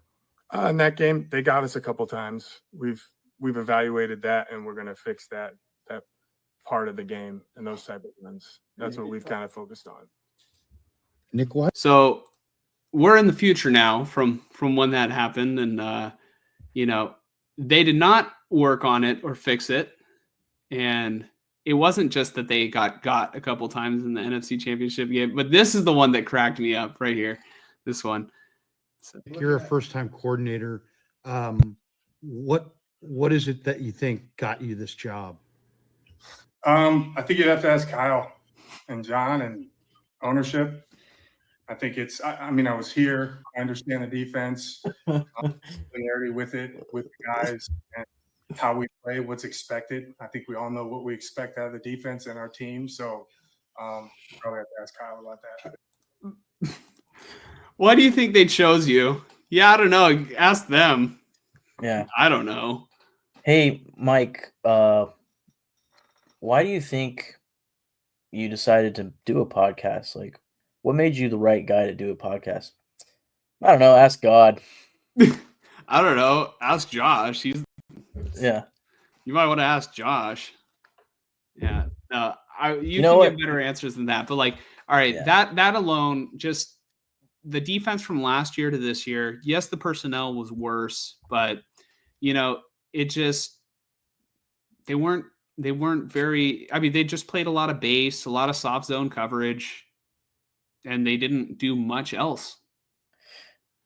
If they ever do a Red Dead Redemption movie, Nick Sorensen should be an O'Driscoll. Yeah, because he kind of looks like a fucking airhead. No offense. He just like sorry, but like watching him, like looking at the guy asking the question, he's just like, yeah, No. I mean, complete non-answer. I mean, I don't like hate Nick Sorensen or anything. It just I want better I want like an experienced defensive coordinator. He was this was his first time in the position.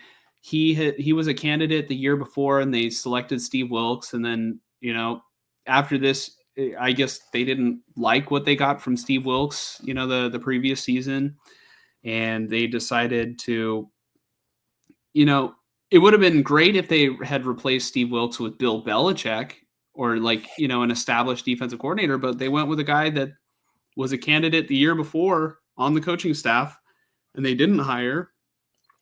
So I think by default, we were kind of already going to look at a downgrade. But, I kind of want to turn the page a little bit to just, I don't have much else to say other than I'm kind of glad it's over with. Yeah. But I am worried that it's not entirely over with, because if Nick Sorensen becomes that special teams coordinator, do I feel optimistic that the special teams is going to be fixed? No. And if Brandon Staley becomes the defensive coordinator, do I feel optimistic that the defense is going to be fixed? No. So yes, firing them is a step in the right direction, but are they going to step laterally, before they eventually do step in the right direction? That is my worry. In terms of the 49ers 2024 season, oh my God. I'll just start off. This season was a huge disappointment. We had high expectations for the 49ers, but if you look, if you had been listening to the stream, pretty much I guess late in the off season and preseason, I had my questions on whether or not this would be a Super Bowl hangover year. And, the 49ers, they have absolutely embodied what it means to have a Super Bowl hangover. They were the Super Bowl favorites. They were the betting favorites. I don't exactly know how that gets, dictated. But instead of winning the Super Bowl, they missed the playoffs. They finished last place in their division, and it was horrible. So if we want to go based off of stats, let's see. Brock Purdy played 15 games, so he played most of the games. He finished with 3,864 yards. He had 20 touchdowns, 12 interceptions, so not a very good touchdown to interception ratio. And then, the backups kind of split,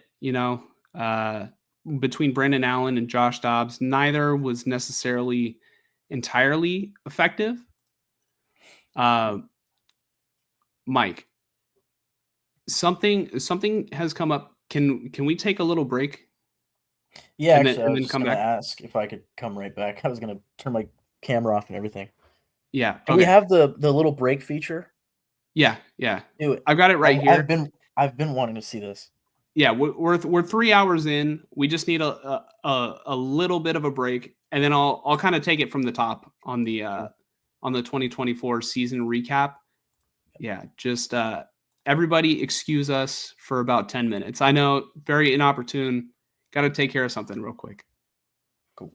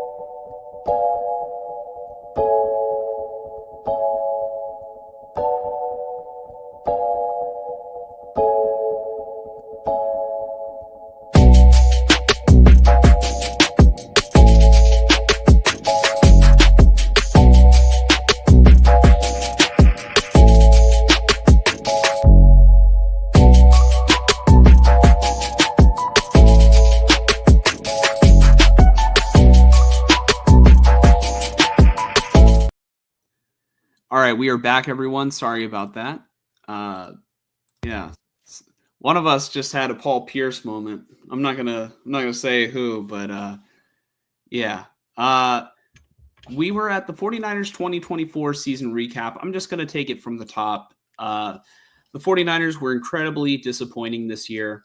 They had Super Bowl aspirations. They were the Super Bowl favorite in Vegas, and they finished out the season with just 2 more wins than the Raiders, the other team that we were talking about today.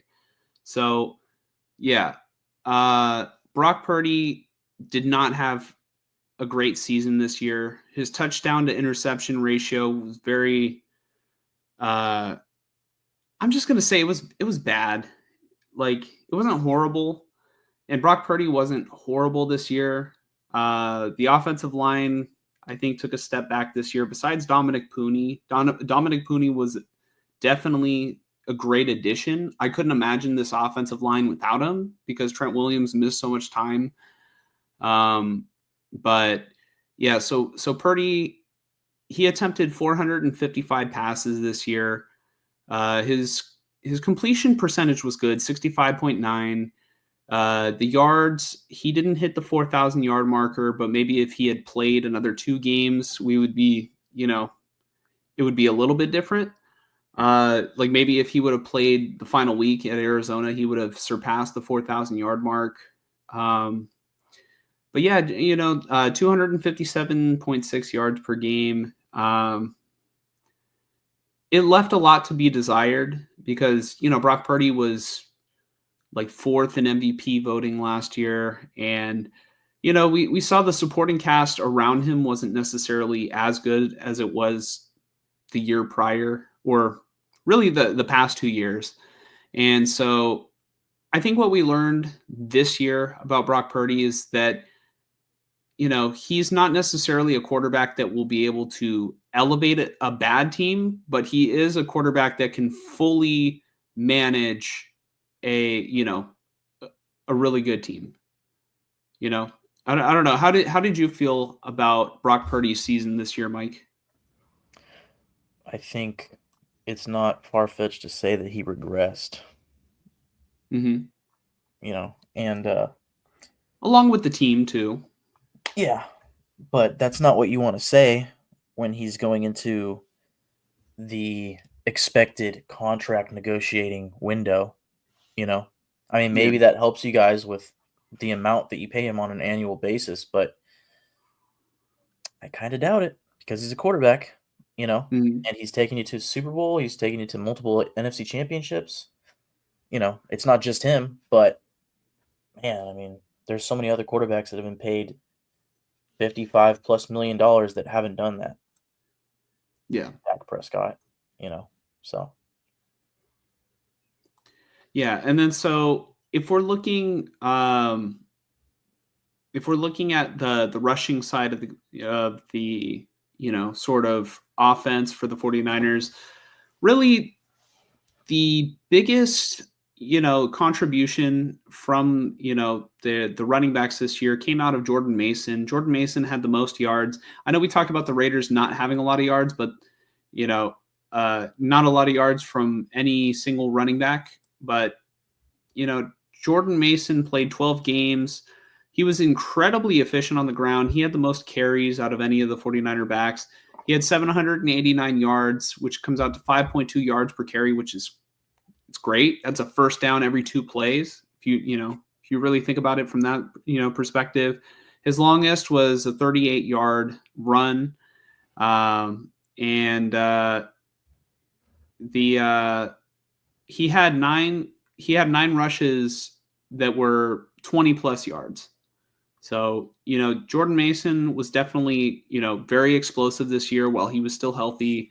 He had 3 rushing touchdowns, and I guess the only downside was he finished with, the same amount of fumbles as he did touchdowns, 3 and 3. So definitely going forward, in Jordan Mason's career, he is going to be a free agent. I would like to see him come back to the team, but if not,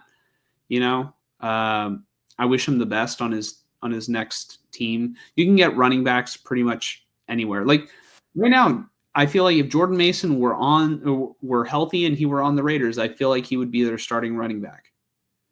You feel that way, Mike? The current roster, yeah, for sure. I mean, I think he'd be a great number 2 to a more interesting running back, but I'd be fine with him. I think he was really good this year. Yeah. And so the next leading rusher in terms of yards was Isaac Guerrero, and Guerrero, he proved why his draft profile was so interesting and why the 49ers moved up to get him, unlike the other running backs in the past that the 49ers have moved up to get in the draft. But Guerrero played 16 games, but didn't necessarily get carries in all of them. He had 84 yards for 420 yards, and which comes out to 5.0 yards per carry. And his longest rush was that one where I think he ended up. I think it was the one where he slid and didn't get the touchdown. You know, when he. It was an alleged slide, you know, but it almost looked like the defender. I want to say it was against the Seahawks. It almost looked like they swiped the cleat, but I don't know exactly. You know, I would have to see all angles of it to determine, but it's really not that big of a deal at this point. Yeah, his longest rush was 76 yards, and he had 2 rushes of 20 plus yards. Had more touchdowns than Jordan Mason and no fumbles. So in a way, Isaac Guerrero was a little bit more reliable than Jordan Mason, just in the fact that, I like both of them. I think Guerrero is I think he's more suited to be, he's a raw talent, and I like Jordan Mason as like the bruiser that'll wear down a defense, and I like Guerrero as like more of an explosive kind of play guy. Like when it's 3rd and long, put in Isaac Guerrero, because you never know if he catches a pass, and you give him open space, maybe he can get that first down. Jordan Mason is more of like think about it like the Detroit Lions. Jordan Mason's like the David Montgomery, and Isaac Guerrero. Guerrero's big though. I think Guerrero might actually be bigger than Jahmyr Gibbs, but in terms of the explosiveness, I think Guerrero is not necessarily maybe as explosive as Jahmyr Gibbs, but you get what I'm trying to say. And then Brock Purdy was able to scramble a lot this year, finished the year with 66 carries, 323 yards, being the 3rd highest rusher on the team. He rushed for 5 touchdowns. And, funny enough, Purdy fumbled twice, but I think that might count times that he fumbled in the pocket. So I don't know if that necessarily counts when, he fumbled, while rushing. And I guess the real stat that matters, going back to the whole Jordan Mason thing, I was looking at the fumbles, but he only lost 1 fumble. So it's kind of it's not necessarily irrelevant, but that is definitely context that matters. 3 touchdowns, 1 fumble lost. Christian McCaffrey did not really get an offseason to get his feet, under him. By the time he had returned to the 49ers this year, he was not in game shape. And, he finished the season, I think he played 4 games. He had 50 carries for 202 yards, which is 4.0 yards per carry, which is exactly what God wants. But, didn't show the same explosiveness as we saw last year. Like we said, the entire team kind of regressed from what we saw last year. Patrick Taylor Jr. was, he was solid, when he played. He was pretty good this past week against Arizona, but, finished the season 39 carries for 183 yards and 1 touchdown. So then I guess the last really relevant rusher that I'm going to mention is going to be Debo. And Debo had 42 carries, 136 yards. So by far the most, or I guess the least efficient rusher out of all the ones that were named here. And his longest carry was 13 yards, had one rushing touchdown, and really that's about it. He averaged 9 rushing yards per game. Receiving, really, this was the year of George Kittle and Juwan Jennings.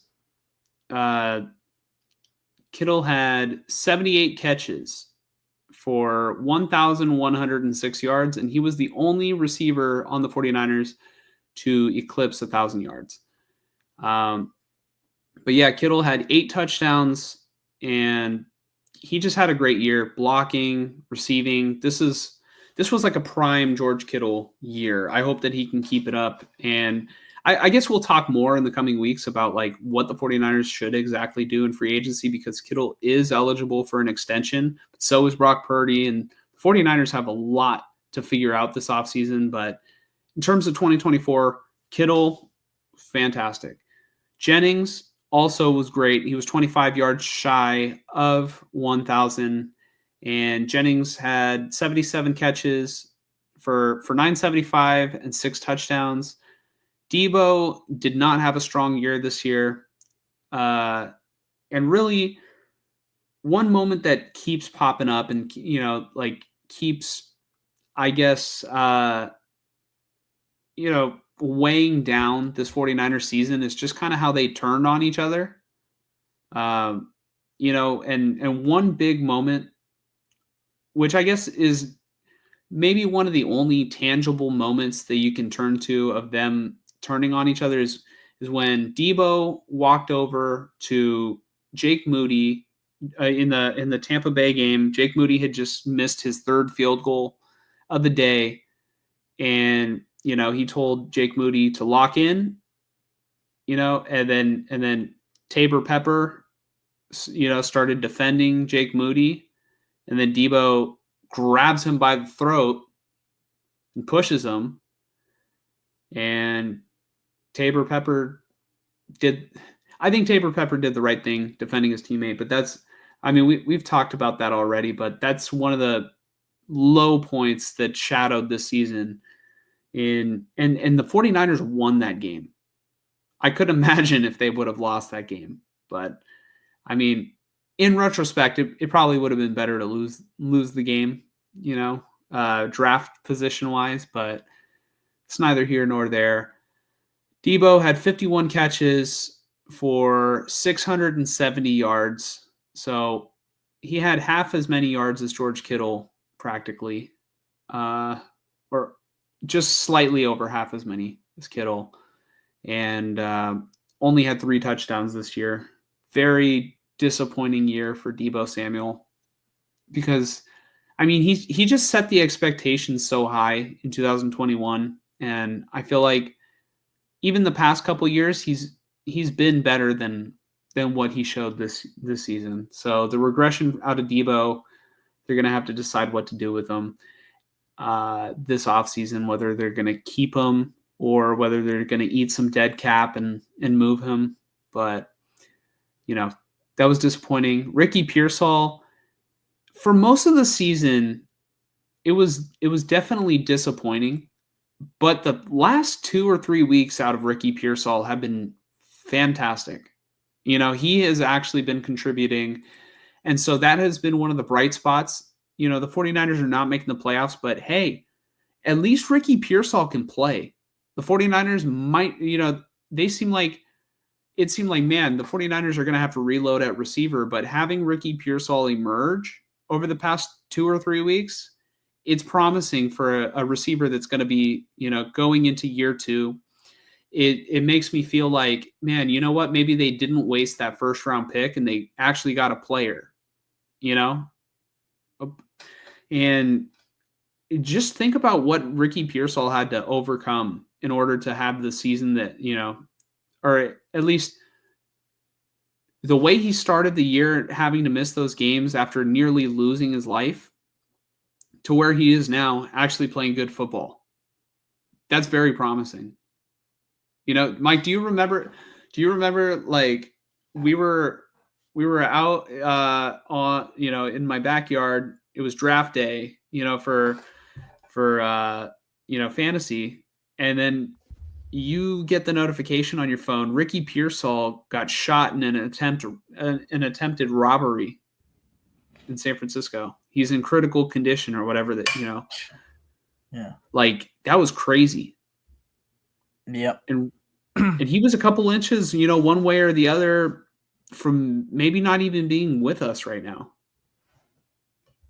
So that is a crazy story. And now, as of right now, he and Juwan Jennings are the 49ers' best wide receivers, because Brandon Ayuk is not healthy and Deebo Samuel is not the same player that we have come to know. And he might have played his last down for the Niners. Yeah, might have. But yeah, Ricky Pearsall, 31 catches, 400 yards, and 3 touchdowns. So I'd say pretty good considering he only played 11 games. And he was a rookie. So I'm thinking he's going to maybe take a big step in year 2, but we'll see how the offseason goes. Brandon Ayuk was another disappointment this year because he only played 7 games, and there was the big contract dispute between him and the 49ers. But Brandon Ayuk finished the season, against Kansas City, 25 catches, 374 yards. So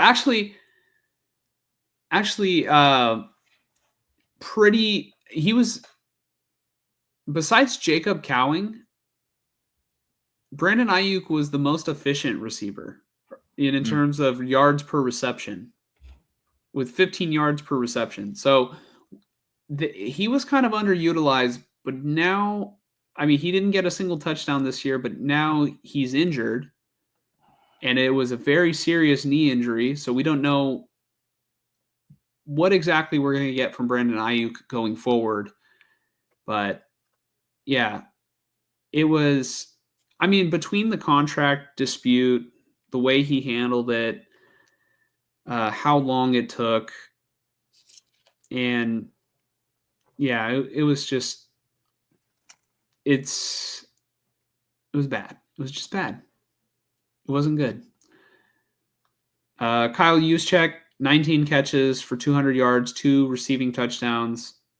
Isaac Guerrero, 15 catches for 152 yards and no touchdowns. McCaffrey, 15 catches as well, same amount as Isaac Guerrero, but McCaffrey did it in 4 games. 146 yards. So that's actually, receiving-wise, that I'm a little bit impressed by that, to get 15 receptions, and he didn't even finish the 4th game, if you can't get it done on the ground, I guess you do it through the air, and that's kind of, I feel like that's McCaffrey's bread and butter a little bit. So, I would have loved to see more out of Christian McCaffrey this year, but his body just didn't let him. And, besides that, not necessarily much receiving contribution out of anyone else. On the defensive side of the football, I guess we'll start with Nick Bosa. Nick Bosa was a little bit disappointing this year. He was like solid this year, but that's not what you're paying Nick Bosa to be. You're paying Nick Bosa to be like, the highest level impact player. He played 14 games. He only had 9 sacks. So, maybe I'm just spoiled with how good Nick Bosa was in the past, but I would have loved to see him have more of an impact on stopping the run as well. But yeah, so Nick Bosa had 0.5 more sacks than the next highest player, who was Leonard Floyd. And, Nick Bosa by far, though, had the most tackles for loss on the team. He led the team in tackles for loss with 15. So I get it. Nick Bosa can't do it by himself. The next highest person was also Leonard Floyd, with 8 tackles for loss.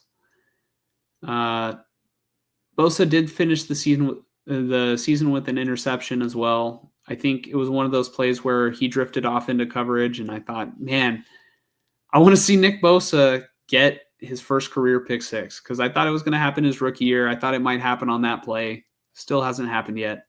I just want to see it. Fred Warner had I'd say all things considered, Fred Warner had a solid season for playing on a fractured ankle, and he's still one of the best linebackers in football.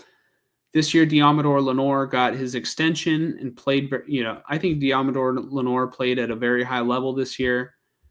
Devondre Campbell might have been arguably the biggest disappointment because the 49ers had to replace Dre Greenlaw. Not only did they not get anywhere close to Dre Greenlaw's production, but they got a player who quit on them in the middle of a game. It's horrible. And then also, I don't know if it was that same game. No. I don't think it could have been the same game. There was a game this season where there were back-to-back 12 men on the field penalties. And a source told Larry Krueger that the reason why that happened is they wanted to substitute Dre Greenlaw out and switch the formation, to a different package, but Dre Greenlaw refused to get off the field. And so they had back-to-back 12 men on the field penalties. So that's, that's not good. Clearly. And what I find interesting is that this is the second time, it's like one player on each side of the ball. Last year, the overutilization of McCaffrey was chalked up to McCaffrey just didn't want to get off the field. Why is it that the players have so much say in whether or not they're on the field or not? I don't hear of that on other football teams. Maybe it's more common than ever gets leaked out, because we didn't even know about the Devondre Campbell thing until a source told Larry Krueger. Right. I know sometimes I'll see like running backs or receivers or whatnot like wave to the sideline like, send somebody in for me, please. I just got murdered, So like in the reverse aspect, I've seen that, but I've never seen, probably because it's hard to see. I feel like I've probably seen in the past of like somebody like just looking at the sideline like, nah, dude, I'm not coming out or something like that. Jair Brown took a little bit of a step back this year, I would say, because last season it seemed like, he's a rookie safety who brings a lot of energy. And then this year I just felt like he was overrunning, like there was a play in this game last week where Jair Brown completely overran. He overran the running back. It might have been. I'm trying to remember who the running back was. Was it Tony Jones Jr.? Might have been Tony Jones Jr. on the Cardinals. He overran it, and Tony Jones Jr. was just off to the races. And Jair Brown really didn't take the best angles all year, and he's got to come back and retool, and we need to see more of what we saw from his rookie season rather than what we saw this year. So he's going to have a long off season where he absolutely needs to improve in order to keep a starting job, I think. Unless the 49ers just cannot re-sign Talanoa Hufanga.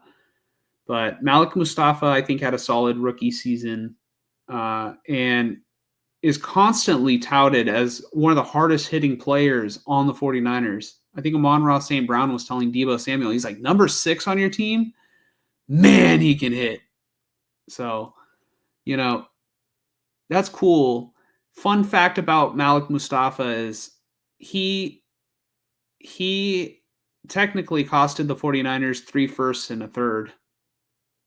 because the 49ers traded that for Trey Lance, and then they traded Trey Lance, to the Cowboys for a 4th-round pick who ended up being Mustafa. So, it'll all be worth it if one day Malik Mustafa makes the game-winning interception in the Super Bowl. It'll be the full circle moment that we all need. Renardo Green was, I think, a pretty solid corner this year.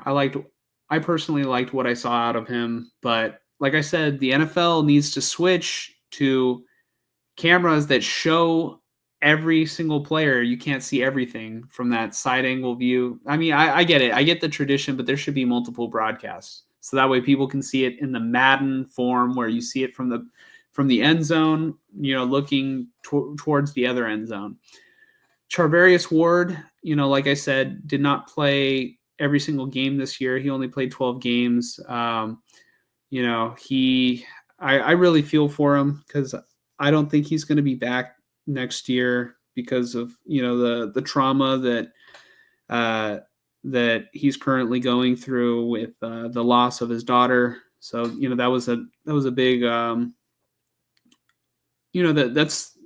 it's a big ask to really ask for him to focus on football when, there's bigger things in life than football, and, needing time to grieve. Everybody grieves at different paces. I don't want him to feel rushed at all. I can't begin to imagine what he's going through. I know what it's like to lose people in life, but, I can't imagine, losing a daughter, who, I don't know what the feeling is like, but, my heart is out to Charvarius, and I want to thank him for his tenure on the 49ers. If he's not able to be re-signed, already got into Nick Bosa. Isaac Yiadom, he was kind of up and down this year. I feel like there was a lot of plays where it's like, Yiadom made a good play here and there. But there were other plays where it's like, man, Yiadom kind of broke our back here, from what I can remember. D. Winters was kind of up and down as well, where he was better than Devondre Campbell, but, he wasn't a perfect one-to-one replacement for Dre Greenlaw. I talked about Leonard Floyd. Floyd was solid.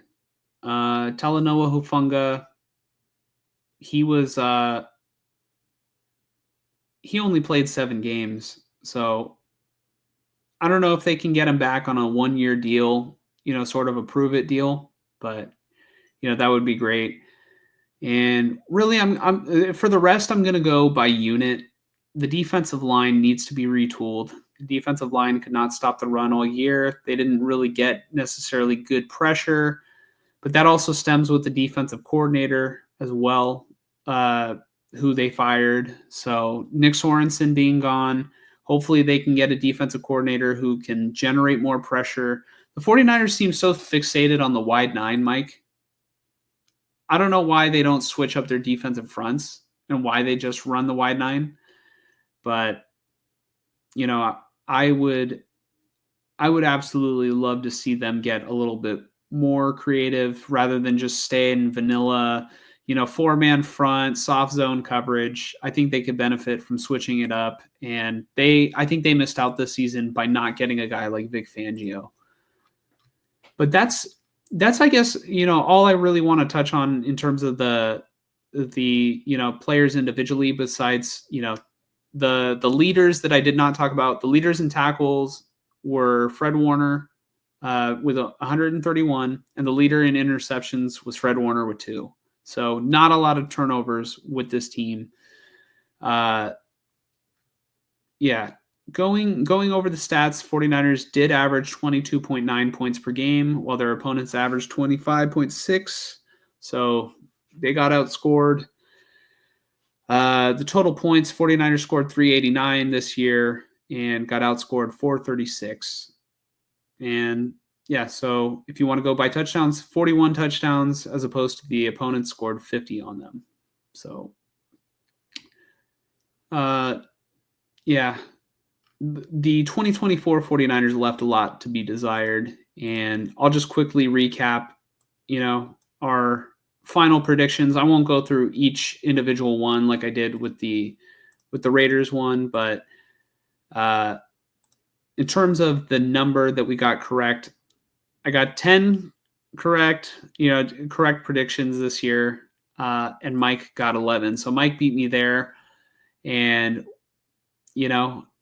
if we combine both the 49ers and the Raiders predictions, I'll let everybody take a look here for a second to, if you want to pause it and see each individual one that we got right or wrong. Yeah, I was 21 out of 34, and Mike was 23 out of 11. So Mike beat me there too. Fantasy championship and predictions on the silver and gold.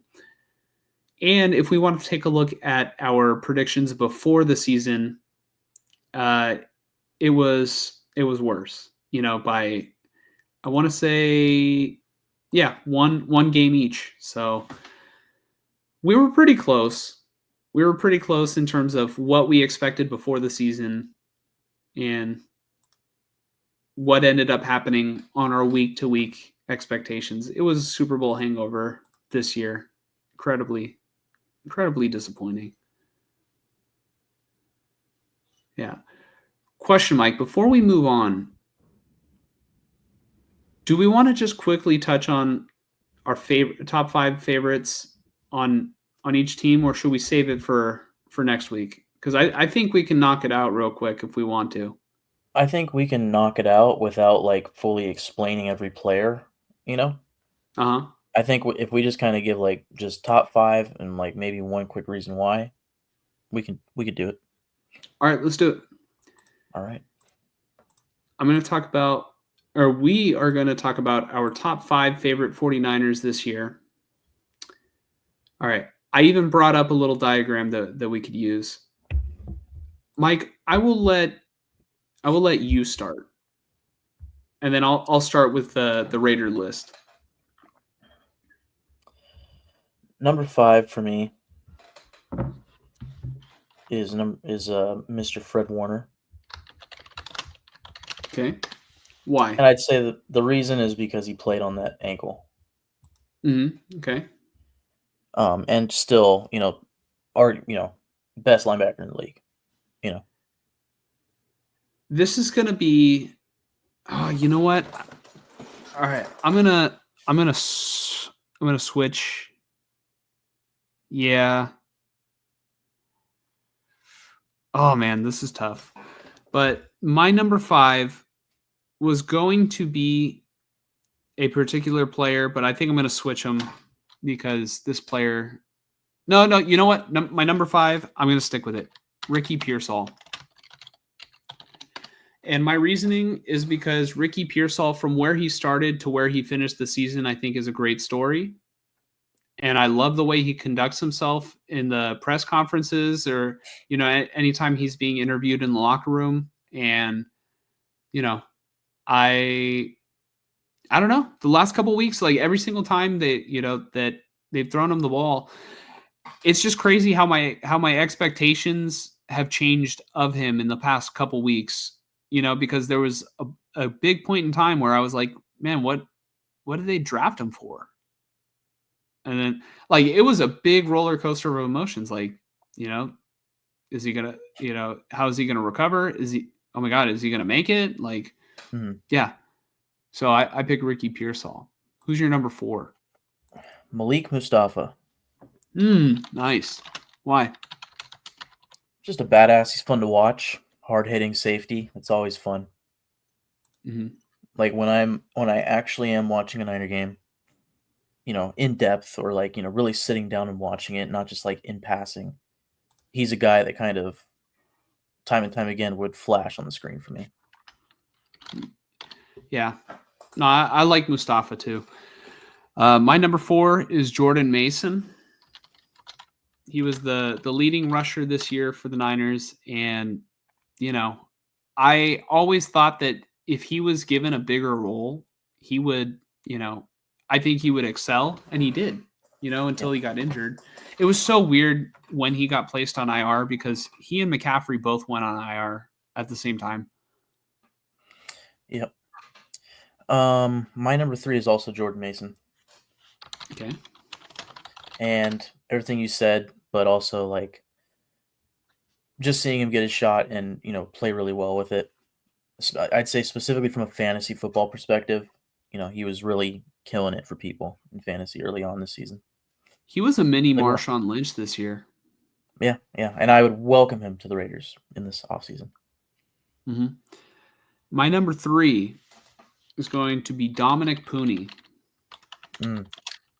Yep. I really loved this addition to the team. I was screaming for the 49ers to draft an offensive lineman. He was the first one that they drafted, and he's really good. Every single time I watch him specifically, he's always opening up the hole that Jordan Mason or that Isaac Guerrero or that Patrick Taylor Jr. or that Christian McCaffrey was running right through. Yep. Dominic Pooney, I think, maybe he didn't have a perfect season, but he was damn good. Yep. Oh, yeah. No, he was the best rookie right guard for sure. Mm-hmm. My number 2 is Juwan Jennings. Nice. And similar to Jordan Mason of the fantasy aspect, I have him on a dynasty league. Didn't expect much from him, and all of a sudden I'm like, I need to start this guy. And you watch him, and it's like he's kind of playing like the best wide receiver on this team. And or not kind of, he was. And he's in a way like kind of all around. And it's just, I think what I like about him is kind of similar to like a Jacoby Myers of like nobody expected him to be this good even a year ago. Like in the Super Bowl he balled out. And now it's like he put that on tape all season. Like good for him. Mm-hmm. No, that's a really good pick. My number 2 is Fred Warner.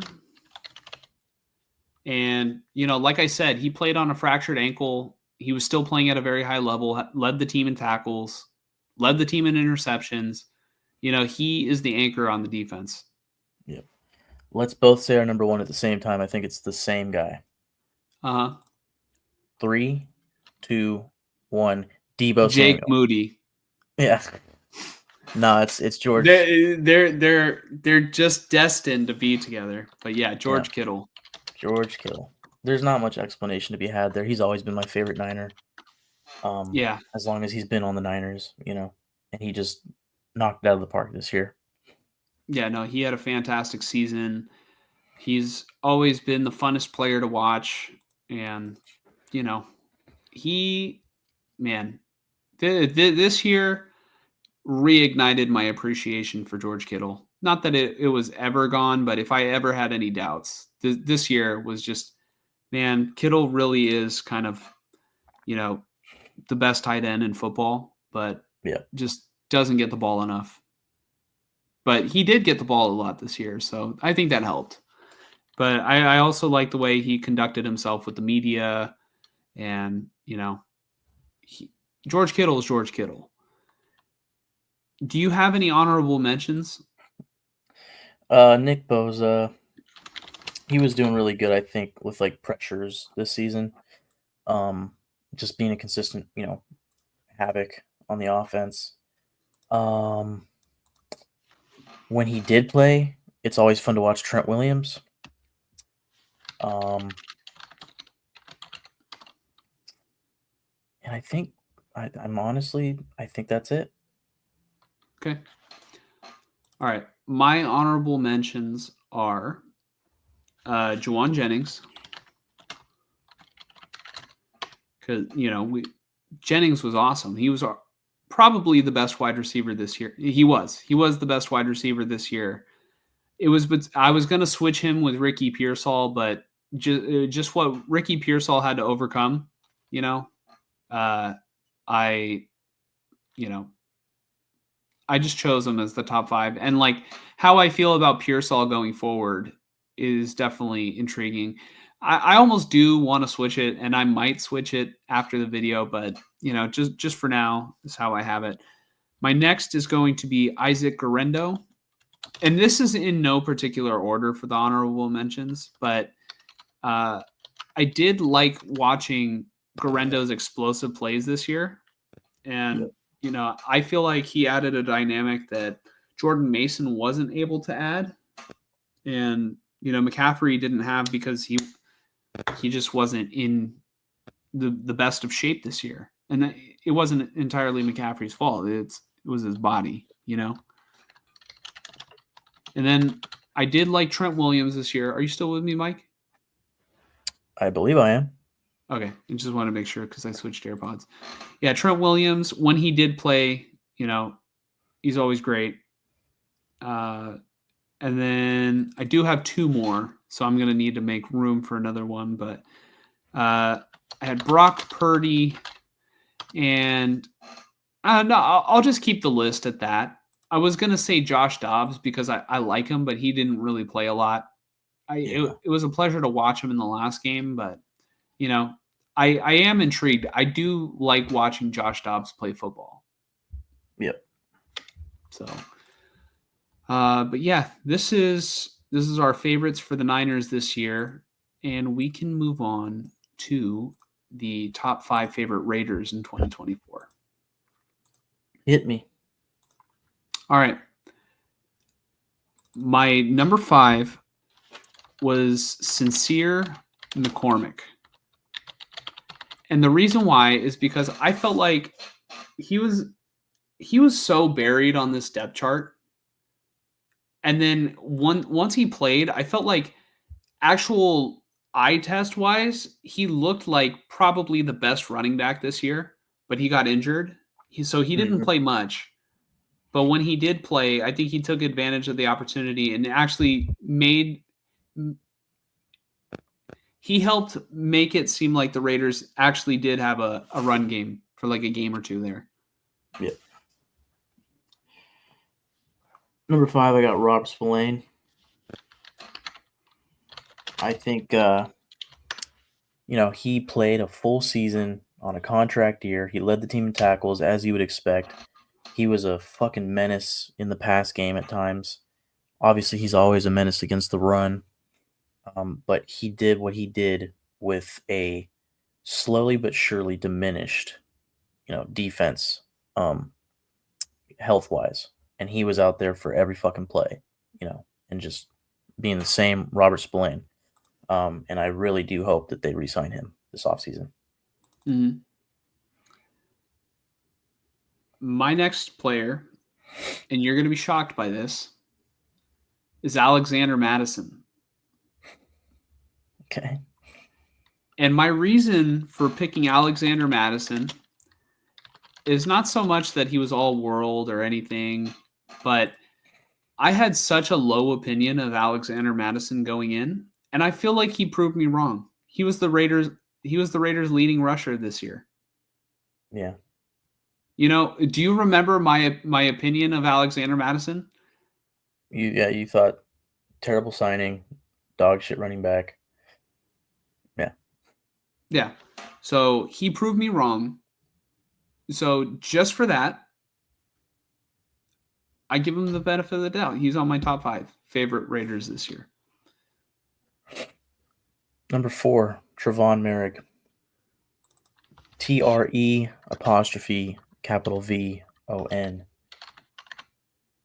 You got the last name right. TRE. Apostrophe capital V. Yeah. Yeah, buddy just balled out, man. I would have liked to have seen him be a little bit more of a ball hawking, pass defending specialist, but the way that he played and, was the second leading tackler on this team, I think he did what he needed to do to prove that he deserves to get re-signed and stay on as the starting free safety for this team. And hopefully whoever the defensive coordinator is, defensive backs coach, whoever it is that has the conversations this offseason with Tom Telesco, hopefully they agree with that statement. And hopefully Telesco agrees with that. I think he will. Mm-hmm. Okay. My number 3, This is also going to be shocking for you. I want you to guess who you think it is. I'm going to say Max Crosby. No.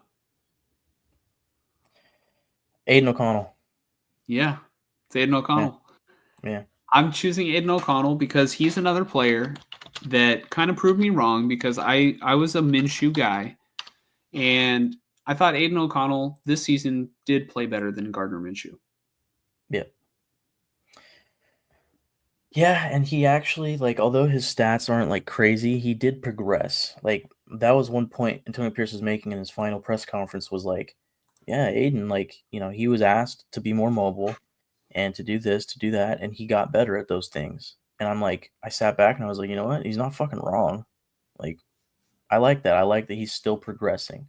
And although I don't want him to be the starting quarterback next year, like, I was Why listening not? to a podcast earlier because we need a better starting quarterback. We need an I'm actual kidding. starting. No offense to him. Like, I was just gonna be very kind to him in a second here, but like, I was listening to the Raiders Roundtable, the podcast or whatever on the Raiders Network, and with JT DeBrick and hopefully soon to be Hall of Famer Eric Allen, and they were talking about O'Connell, and just lost my train of thought right there. But Aiden O'Connell got better and he progressed, so I appreciate that. Oh, and I guess my thought coming out of that was like, for one, every time I see him in a post-game press conference, I'm just like, this dude, for as young as he is and the spot that he's in, probably knows, like, yeah, people doubt him. People don't think he's a starter in this league, whatever. He's a fucking pro. He's a team player through and through. And because of all that and his progression and everything and his personality, I really want him to be the long-term backup quarterback for this team. Like, I think he's a good teammate, and that's worth keeping, whether he's a starter or not. Yeah, I think he's good for this team. Yeah, I like the resilience that he displayed this year. So that's why I chose him. Who's your number 3? Considering swapping my 2 and 3 right now. Because it just hit me like I maybe I should. Who do you think it is? It is not that guy. Is it Desmond Ridder? No, Negative. Yet.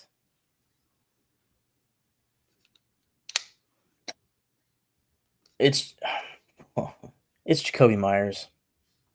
Okay. And everything I explained earlier, like I think he's a solid starting wide receiver in this league. He's the perfect wide receiver too. Not including like a Devontae Smith or a T. Higgins. Like those are rare wide receiver twos. They are wide receiver ones on most teams. Like if we Do you signed T. hear Higgins, yourself? Like a slight echo? No, okay. No. Because my AirPods died and it's coming out the speaker. So gotcha. Yeah, I think we're good. Yeah, if T. Higgins came to this team, T would be the number 1, Jacoby number 2, and obviously Brock Bowers would be Brock Bowers. But Jacoby Myers is another guy like Aiden O'Connell, where it's like, who cares if he's the wide receiver 2? Keep him long term. He's got 1 more year on his deal right now. Fuck it, we got money to spend. I would extend him. Like, that's how good he is. I would absolutely extend him. The double move that he put on the defender this weekend to get the touchdown against the Chargers was just fucking nasty work. And, him finally getting his first 1,000-yard season was just really nice to see. So, again, just like Aiden O'Connell, a really great team player, humble guy. I really like him. 1 second. I had to reconnect my AirPods. All right, there we go. Give me your 2. My number 2 is Max Crosby. Yep. So let's just get out of the way. We have the same 2 and 1. Okay. And then Brock Bowers, number 1. Correct. I actually had Max Crosby number 1, like 20 minutes ago, and then I thought about it, and I was like, why the hell would I do that? Like, Brock Bowers breaking the records. Like, he was the only guy at the end of the season I was rooting for. Yeah, he was my favorite player this year, by far. Max Crosby actually, like, sack-wise was a little underwhelming, kind of like what you talked about with Boza earlier. Like, he wasn't getting the sacks, and then, of course, he got hurt, and I'm not upset with the injury. If anything, it's good that he was able to get out early, get the surgery, and hopefully get right sooner. But, besides the pressures and tackles for loss, like, he had a down year, I would say. He's still the leader of this team. He's still the face of this team. Although in the fantasy world, Brock Bowers is very much the face of this team right now, I'd say. But, in reality, we know it's Max Crosby. And, even on a down year, like, I almost had him as my number one player because he is my favorite player in the league. I will always thank Brock Bowers for his service on my fantasy team this year. Sorry that I failed you, Brock, that I started the wrong kicker in defense in the championship. Had I went in another direction, maybe we'd be hoisting that trophy together. But things did not play out that way. And, but Brock Bowers was awesome this year. He was so fun to watch. Yeah. I'll just quickly give you my 4 honorable mentions. Okay. In order. Jackson Powers Johnson.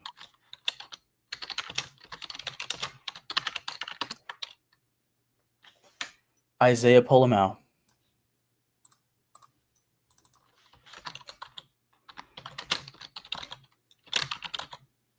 Yep. I'll go Aiden O'Connell.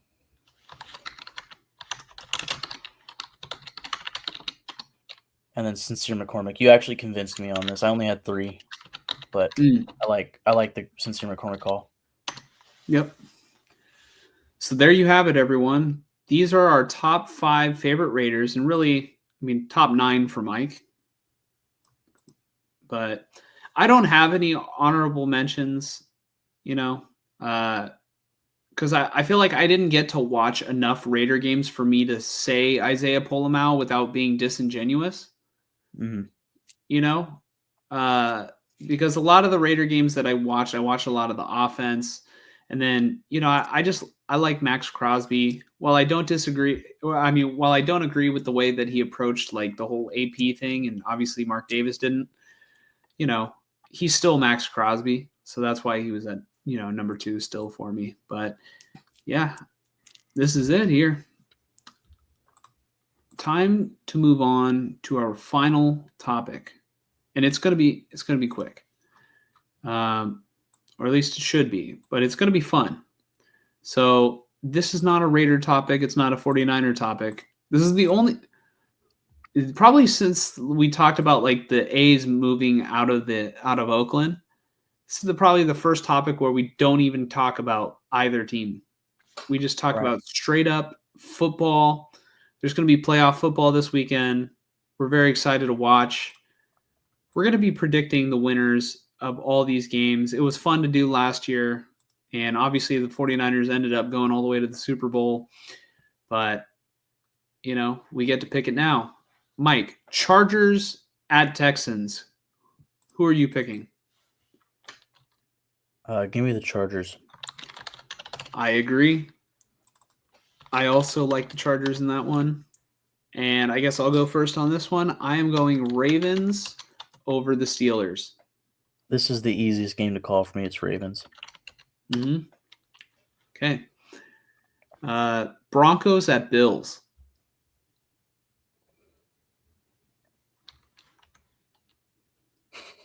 Oh, sorry. This is the hardest game for me to call.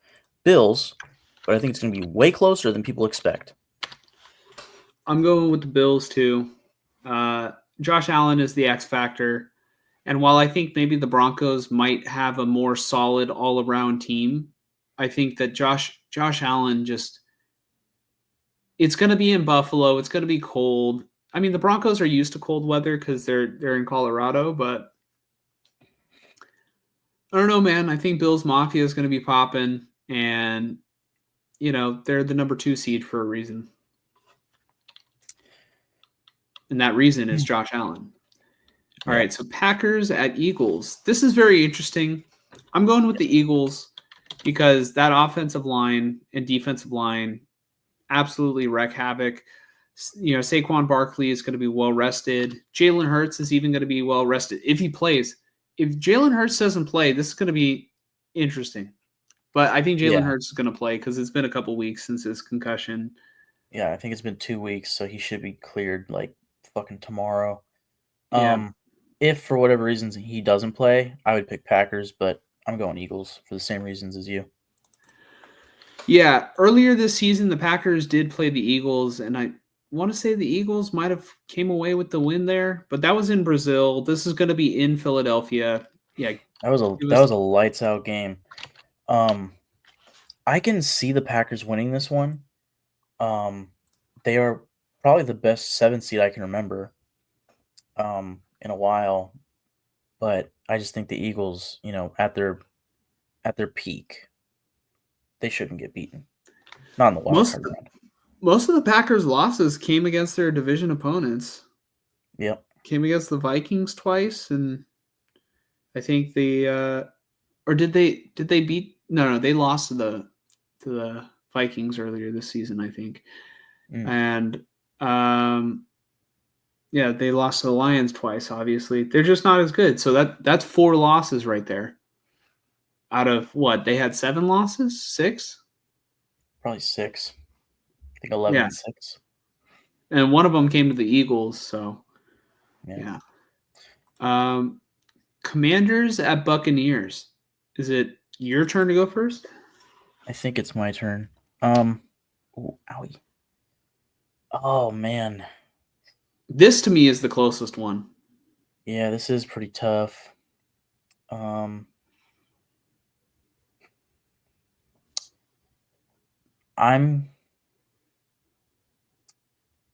wow.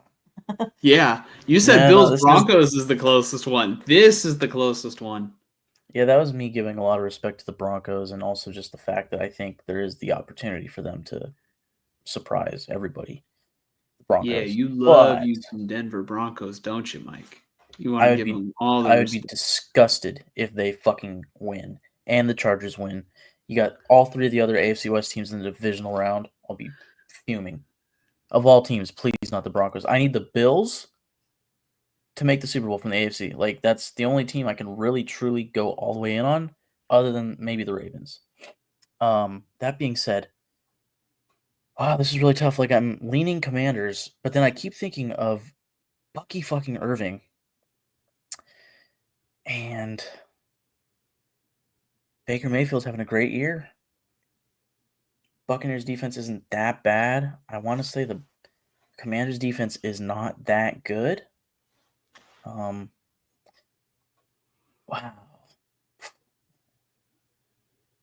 At Buccaneers. Well, if Liam Cohen is a serious contender for the Raiders, or possibly one of those 2 guys, according to Josina Anderson, I guess I'm rooting for the Commanders so that the Raiders can really get an interview in with Cohen. Man, this is wow. This is the one I've been thinking about all day. Although I do know which pick I'm picking. Yeah, I'm going with the Commanders. Nice. I am also going with the Commanders because I think that the way that their season has played out has just been magical. You know, there's been like a magic element to it where you just can't explain, besides Jaden Daniels, why they're as good as they are. Yeah. Like, they've played a lot of sloppy games that they've ended up winning. And, they've also played, a lot of games where they play poor opponents and they've won big. I don't know. Maybe I'm not making such a compelling argument for them right now, but I mean, there's just something about the way that they're able to win games, and I like their ability to go in to Tampa Bay against, a team that's a little bit banged up, missing Chris Godwin. Yeah, give me the Commanders. Jaden Daniels is special. Yeah, what pushed me to the Commanders is the fact that the Buccaneers barely fucking squeaked their way to the playoffs, whereas the Commanders, it became pretty obvious by midseason, like, yeah, they're a playoff team, and they have the more dynamic quarterback. Mhm. So I think they will outscore the Buccaneers. Yeah, I think Jaden Daniels for me, that is probably the sole reason. I can just see him winning a playoff game. I think he's had such a great year; he deserves to. Right. Baker Mayfield has had a great year as well. I don't want to diminish what Baker Mayfield has done, but just give me Jaden Daniels and the Commanders. This is a toss up to me. Mm. But give me Washington. Yeah. And then I think you go first on this one. I am going to pick the Vikings and not hesitate. I know they're on the road, but I will gladly take the Vikings, who they've been great on defense. They're going to give Matt Stafford and the Rams problems. The Rams play best when Kyron Williams runs the ball, and I don't think they're going to be able to do that against the Vikings. Vikings are winning this game. Yep. And the Vikings were one win away from being the number 1 seed in the entire thing. So, yeah, the only way that I could see the Rams winning is if Sam Darnold shits the bed. And let me just tell you, if he does, you can kiss that contract extension goodbye. JJ McCarthy, you're back in next year, buddy. Yeah. Possibly. Yeah. Yeah. But I feel pretty good about the pick, Yeah. So if it is close game, if it is a close game, it's going to be that Sam Darnold, just he's never played a playoff game before. Matt Stafford has won a Super Bowl. So before we get out of here, Mike, I'm gonna go over the last of the comments, and then we're gonna call it a night. But let's see. Papa J, welcome back, says Antonio Pierce is going to be the DC for the 49ers next year. Kyle needs an scapegoat for the next year's 49ers poor performance. I could see him in terms of the 49ers are looking for like a sort of leader or like a high energy person from the defensive coordinator position, or at least that's what Saleh and DeMeco Ryans were able to provide. So I could see Antonio Pierce doing it. I just don't, based off the way he coached this year, I just don't know if Shanahan would be interested in bringing him in. Yeah, I don't, well, if he was a defense coordinator in college, then I could see it. But I think in the NFL this year, if he were to coach, I could see linebackers coach, Mm-hmm.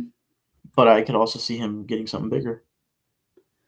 Greg says, I would trade Max Crosby to the Lions to win a Super Bowl than keeping him handicapped to a dysfunctional organization of the moment.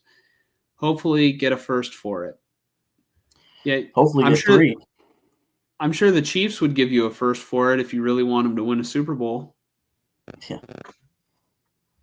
Yeah, I mean, that's tough because let's say even if you get 3 first-round picks, you're getting the end of the first round. So you're basically getting a glorified second-round pick, Yeah. Even if it's 3 of them, it's like, I think I'd rather keep Crosby. Now, if you're talking about like, what would be a team? Maybe like the Steelers. That's weird though. It doesn't matter. We're not trading him. Not now. It's not going to happen. Greg says Jackson, Dart, and Milroe will be the Lions' number 1 pick. Stick to number 6 and try to get Carter DN from Penn State. I see the vision. I get what he's saying. I talked in the group chat the other day about Jackson Dart. I don't think I've mentioned him yet on this podcast. I will start mentioning him a lot more because he might secretly be my favorite quarterback in this class, at the very least, my favorite price for the Raiders at quarterback. Like bang for your buck? Class. Yeah. Like, I think this guy can start in this league, and he might like the right now is a weird time where we don't know where these players are going. We'll get a better idea like after the combine in February, you know. Until then, he could be a third rounder, he could be a fourth rounder, he could be a second rounder, he could be a mid first rounder. I have no idea. I like the idea if it were that the value is correct. I love the idea of the Raiders trading their second round pick and their maybe a future fourth or a future third, whatever you have to do, and move up into the late first, like 31st overall, and take the quarterback. That way you get the fifth year option. I love that idea. I thought of it the other day after watching a little bit of Jackson Dart, and I was like, man, if he's worth that late first, that's awesome. I would kill for that. It'd be great. That'd be knocking it out of the fucking park. Take away trading Max Crosby. You know, in my idea of like trading up from the second, you don't have to trade Crosby, so you don't have to go defensive end. Instead, you can go corner, or you can go offensive lineman. You can go wide receiver, and then you get the quarterback late first. Come back in the third round, get whatever best player available out there. You know, if the quarterback works out, that's amazing. Papa J says Steve Wilkes did better because he had a better defense. He had a lot of veterans, and he also had Dre Greenlaw all throughout the season. Yeah, I mean, I think Dre Greenlaw does make a huge difference because he's kind of like the Draymond Green of this team. He's like the heart and soul. He plays with the most intensity, and really, when we saw Dre Greenlaw a couple weeks ago, the Niners defense played very well. It was almost like he didn't even miss a step, but then he could hardly walk after the game and then got injured the next week, and then they shut him down. So, we'll see what – I don't know if Dre Greenlaw is going to be able to, keep his health together for the rest of his career, but I really hope so because he is an electric player. And,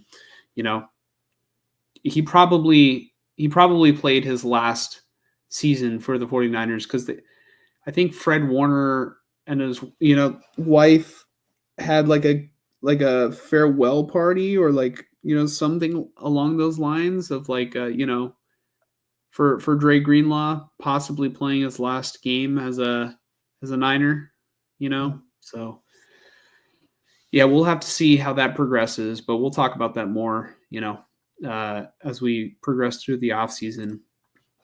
All in till the coffin says, I would happily play as Arthur Morgan's horse in a Red Dead Redemption movie.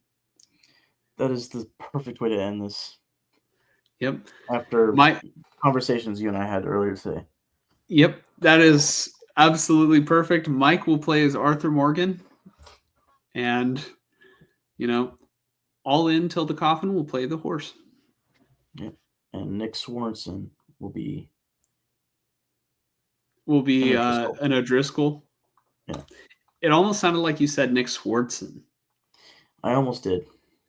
I said swore, and then I was like, I'm too tired, but I realized it's Sorensen, so I went Swanson. I want to thank everybody who tuned into the show today. This was one of our biggest shows. It was, I want to say time-wise, our longest show. I want to quickly, from the top, I want to thank 49er Media. I want to thank Danny's Cowboy Nation in the house. I hope you are staying safe with those fires. I want to thank Nick V. I want to thank Nick S., the Charger fan. I want to thank Jonathan Martinez, Ham, Thrash, and Joe. And who else? JT Money, Narmac One Cards, Tony Brown, and Greg. I want to. And all in till the coffin. I want to thank all you guys today. Oh, and Papa J. Man, we had a lot of comments today. Yeah. Like I said, this was probably one of our biggest shows. I think we gained like maybe 8 subscribers throughout the stream, maybe even more since I last checked. So, I just want to thank you guys for, always tuning in, sharing your thoughts. And yeah, I mean, that's the 2024 season out of our teams. The podcast is not going anywhere. So you guys don't have to worry about that. We're still going to be talking about the playoffs. We're going to be talking about free agency, then the draft, and then we're going to be right back into the off season talking about another season. I mean, time flies by. I still remember, around this time last year, the Niners had the first round bye, and, then unfortunate events proceeded a couple weeks later. But, you always get more opportunities. You live to fight another day. And yeah. Any last words, Mike, before we get out of here? Good night. Yeah. And hopefully the Raiders pick the right guy. Head coach. So thank you guys, everybody, for a great season. Like I said, we're still going to be live next week to talk about playoff football and any other news that comes out. I want to encourage you guys to please keep commenting, liking the stream or liking the videos, and subscribe. I hope everybody has a great night, and we'll catch you guys hopefully next week. So, peace.